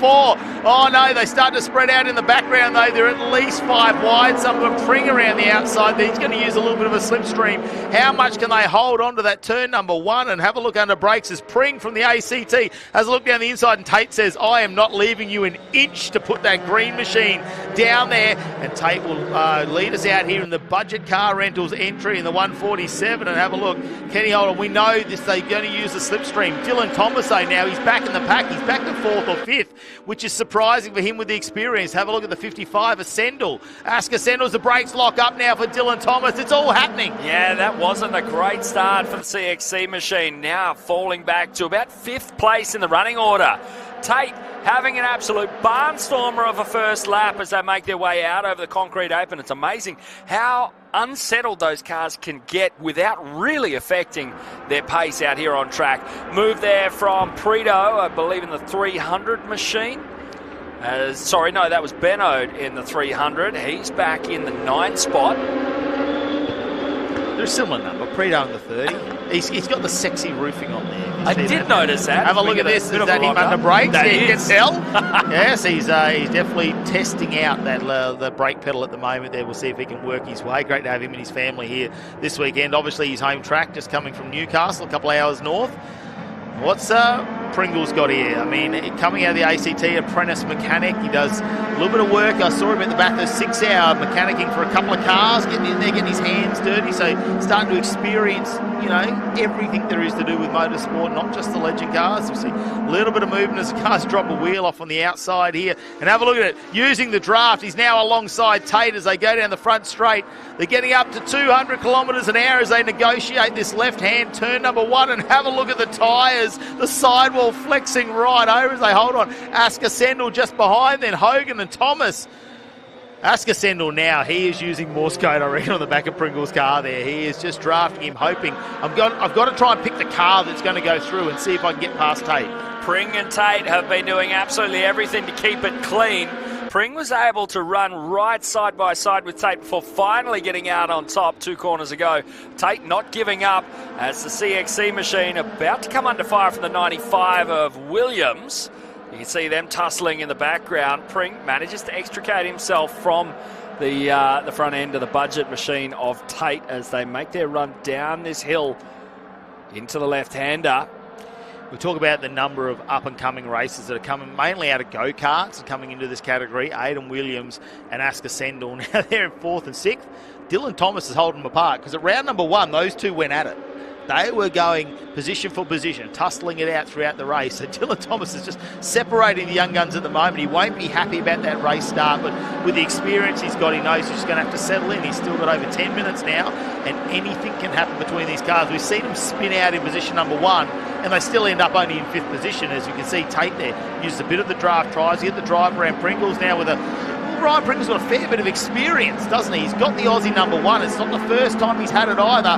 He's a very experienced young driver. As Dylan Thomas now goes out and tries to do a little bit of landscaping out there in the right-hand side on the exit of the final turn. These are robust little cars, but you have to wonder if getting it that far out of shape is going to hurt him. Who was that? That was Hogan. Manages to take the 2 for deal, 2 for 1 that is, on the way into turn 1. We got some fast movers in the form of Williams and Skinner. Is that what you call threading the needle? Pretty much. That was an absolutely astonishing move from Hogan from way downtown. And then have a look there. Sendel, Williams, now they've gone around Ryan Pringle as well. He's going to have to do a bit of work, try and get that momentum up in the car, and that's one of the things. They're not a high horsepower vehicle. You have to maintain that momentum. The moment something happens, you get pushed wide, you slow down, you've really got to build the car back up. Skinner now starting to apply the pressure to Pring as we see them making their way through that left-hander. Here we go, just having a look. And a little bit of carnage in the back of the pack between the 42 and the 16. Yeah, that'll be Scotty Morgan and Hardy Martin. So Martin now, the 42, doesn't look like he's going to rejoin. Is he off the track in a safe position? Are we just going to see a yellow potentially out in that area? It looks like he's very deep in the grass, and Dan mentioned it earlier, with all the amount of rain they've had, the track might be dry, but once you start to make an excursion off there, it's very damp out and very wet and moist out in the grass. Bit of damage on that green and yellow 95 machine of Williams. You can see the front fender on the left-hand side of the car starting to flap around as we get a bit of a lock-up there from Sendel. The young gun, I'm watching Ryan Pringle in the background, though, and number 1 who's leading the championship. He has dropped back a number of positions, so I wonder whether now he's having an issue with the car. Have a look at the difference in speed. You can see the green machine on the right-hand side just getting overtaken, like he's lost a cylinder or he's down on power or something. Sendel trying to throw his hat into the ring on the way into turn 1. Up the inside goes Sendel. Tate has the boot flapping in the breeze. I reckon you could multiply Sendel's age to try and get close to the other two around. Just try. It'll be a multiplication. The number 11 gets turned around. Trying to spot who that is. That's McCluskey, unfortunately. Back to our battle at the front here, and you can see they are really moving that racing line as far wide as they can, starting to shift some of the debris as we check it out here. This is the number 3. Well, he's done it on his own. There we go, the number 11. Yeah, McCluskey, he's just done that on his own at the moment. Got a little bit too hot coming out of the corner. Maybe put the accelerator down a little bit early, tried to apply the power, as Asker Sendel's still holding on to this lead at the moment. A little bit of time and anything can happen when it comes to the TFH Hire Legend cars. Supported by Simpson Tarache. 7.5 minutes left to go, and your order looks like this. Sendel leading our Legend Cars Australia Race 1 over Tate, with Hogan in 3rd. Williams in 4th. Hourigan rounds out your top 5 with Skinner on the outside looking in from 6th place. Ooh, there's a little bit of a gap there for Asker Sendel. This would be a big moment for him. Breakaway. Maybe, potentially, he'd like to have a good run here. I know he's had some moments of brilliance throughout last season, which was his debut season when it comes to the Legend cars. But he just needs to hold on and try and maximise. Have a look at the CXC machine. That was almost at full lock, and that's going to be Craig in the number 20. Well, we're now at the point in the race, so we're just under 7 minutes remaining, that we are starting to see the tyres at their limits. You can hear it through the ambient mics that there is that tortured rubber sound as there's a change for the lead again with Tate over Sendel. Sendel fighting back on the run up into turn 2. Got great drive and is able to get up the inside. And you can just hear that screech. It's torture, tyre torture. Oh no, contact made. Was there contact made as Tate has moved around in the budget entries 147. It looks like it from an outside point of view, but we're going to have to get another angle of that one because there was a car either side of him. Was it Hogan or was it Aidan Williams?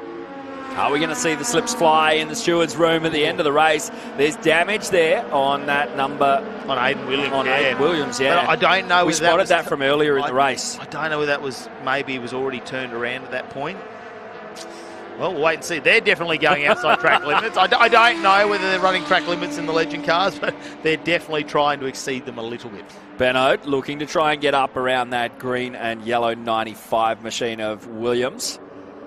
And he's in with a sniff too. Williams doesn't seem to be able to put down the mid-corner stability that a lot of the races around him have got. He's got some great entry speed, but has to really try and square the corner off.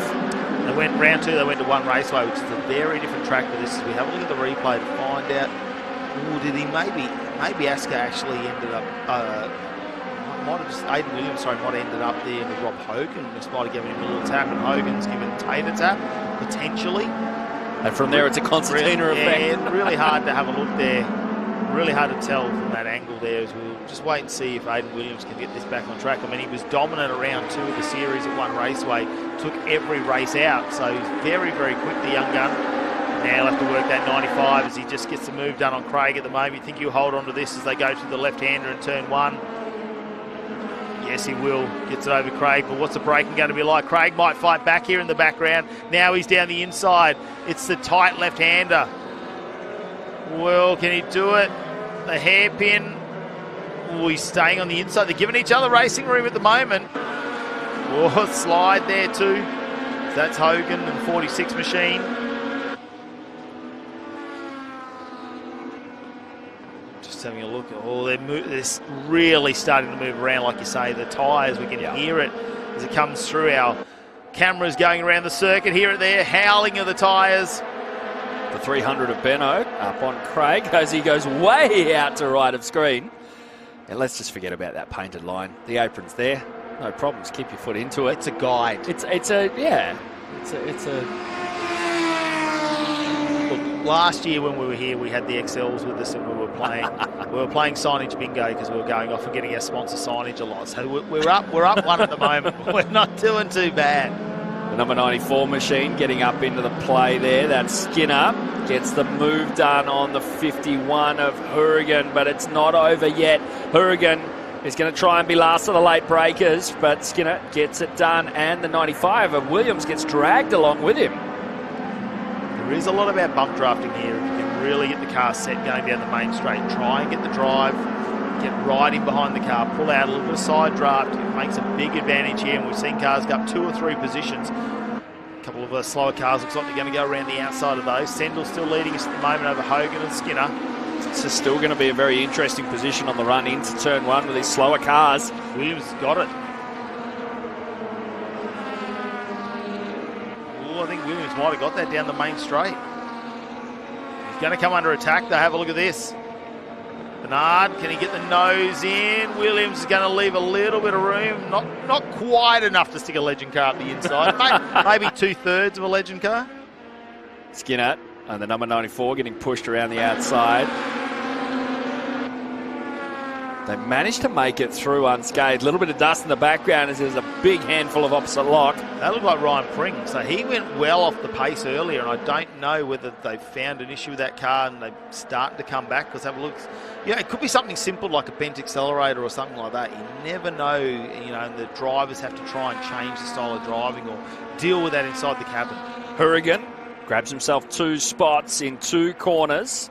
He'll be happy with that as we see series leader Ryan Pring and that number 1 machine currently languishing back in 10th place. This is not going to help his point score in the slightest. I remember he was leading for a couple of laps out there as he's sliding around now. It's Bernard, the 300. Just can't get the drive out of that corner. It's going to hurt him on the run up here to turn number 9. Real fast right-hander. There's a little bit of room on the outside too if they want to try and use it to set themselves up for this final corner as they run onto the main straight. We may get one more lap here under race conditions as the timer's ticking down, but I think they're going to make it across the start line and get one more in. Hurrigan looking to take it to Reed. Fighting back on the run into turn 1. That's Goodrich goes through with him. Oh, look at how much a lot Goodrich had for a moment there. Hogan down the inside, challenges for number 1 position, gets past Asker Sendel. Are you going to let this happen, Asker? Have a look, because your mate, Aidan Williams, is right behind you. Sendel looks to close down the gap, and it is tiny. 0.07 of a second between the two. You feel like something could happen here at any moment, do you? The cars are sliding around. It becomes, I don't want to say uncontrollable, but you can be so close to the car in front of you. If it slides a bit, contact can be made. It can change the results. Asker Sendel is a very young man. And has he got enough race patience to just try and make a move in these final few corners as they get around on this last lap? Race 1 of the TFH Hire Legend Cars Australia. Sendel looks to make a move, ducks to the outside, actually finds it up and will have the position. Hogan with the unforced error. Yeah, they slid the car out really far, didn't he? Just missed the braking markers maybe. Do you think the sun, I spoke about it earlier, the more it goes down to this section of this track where that's in your eyes. Yeah, you look at how long these shadows are, that shows how light the angle of attack is on the sun, and it's attacking the retinas here, and the run down into the finish line. He's going to cover off, isn't he? Have a look. He covers off in the 55 just to make sure. Asker Sendel hasn't got a win this year, but he'll take it. First one for him in 2025 season, round 3 of their competition here. It is round 2 though of the Hi-Tec Oil Super Series, and have a look as they flow over the finish line. It's going to go Sendel, Hogan, Williams, Bernard, Skinner, Craig, Reed. Pring gets back up into 8th over Hourigan, and Goodrich drops back to round out your top 10. Quick lap time there for Dylan Thomas, taking it out on lap 5, a 146.40 as races finishing in the 147s. A good indicator of the pace. These machines, definitely one of the most exciting categories. That had it all. It packs a punch, doesn't it, really? It just goes to show sometimes it's not the size of the fist, it's the size of the punch. It's the impact of the punch, and that's what legend cars are. They make a massive impact on the racing. You know, over 30 cars out there, so much racing going up and down the field. They drop back 4 or 5 positions, get back into the race. You know, Goodrich was up in the top 5 there and going into the final lap and ends up in 10th. So, you know, Ryan Pring is the big name there, though. Our current series leader dropped back quite a way, and I would like to know what happened to that car. Here's your official results. So Asker Sendel gets his first win of the season over Rob Hogan, who fought him all the way down to the final few corners. Then it's Aidan Williams in 3rd after a few uncharacteristic mistakes there throughout the race. Then it's Bernard, Skinner, Craig, Reed, Ryan Pring, Brendan Hourigan and Benny Goodrich to round out your top 10. Nathan Preto in the sexy roofing machine brings it home in 11th with Dylan Thomas, Maverick Kamenaberry and Chris Spicer in 13th and 14th. Simpson, Tate Tippett, 15th through to 17th with Scott Thompson, Jack DeBoynton and Luke Walden. Over 30 cars, and this was your order. It made for a fantastic race, and we cannot wait to see them racing in just a short moment's time. Drink it in, Matt Kavanagh. How good does Sydney Motorsport Park look? The sun is setting over Sydney Motorsport Park here for round 2 of the Hi-Tec Oils Super Series. We're not too far away from lighting the track up as the Sydney Sundown event continues. Of course, our stream will be ending now, but we will go live onto SBS and Fox Sports from 5 p.m. tonight. Our racing back underway from SBS and Fox Sports, 5 p.m. The sun not too far away from going down, and the lights. It's going to be fantastic racing tonight. Still plenty of action to come your way. Of course, the TO2 muscle cars will kick us off at 5. Make sure you join us then. We'll be back very shortly.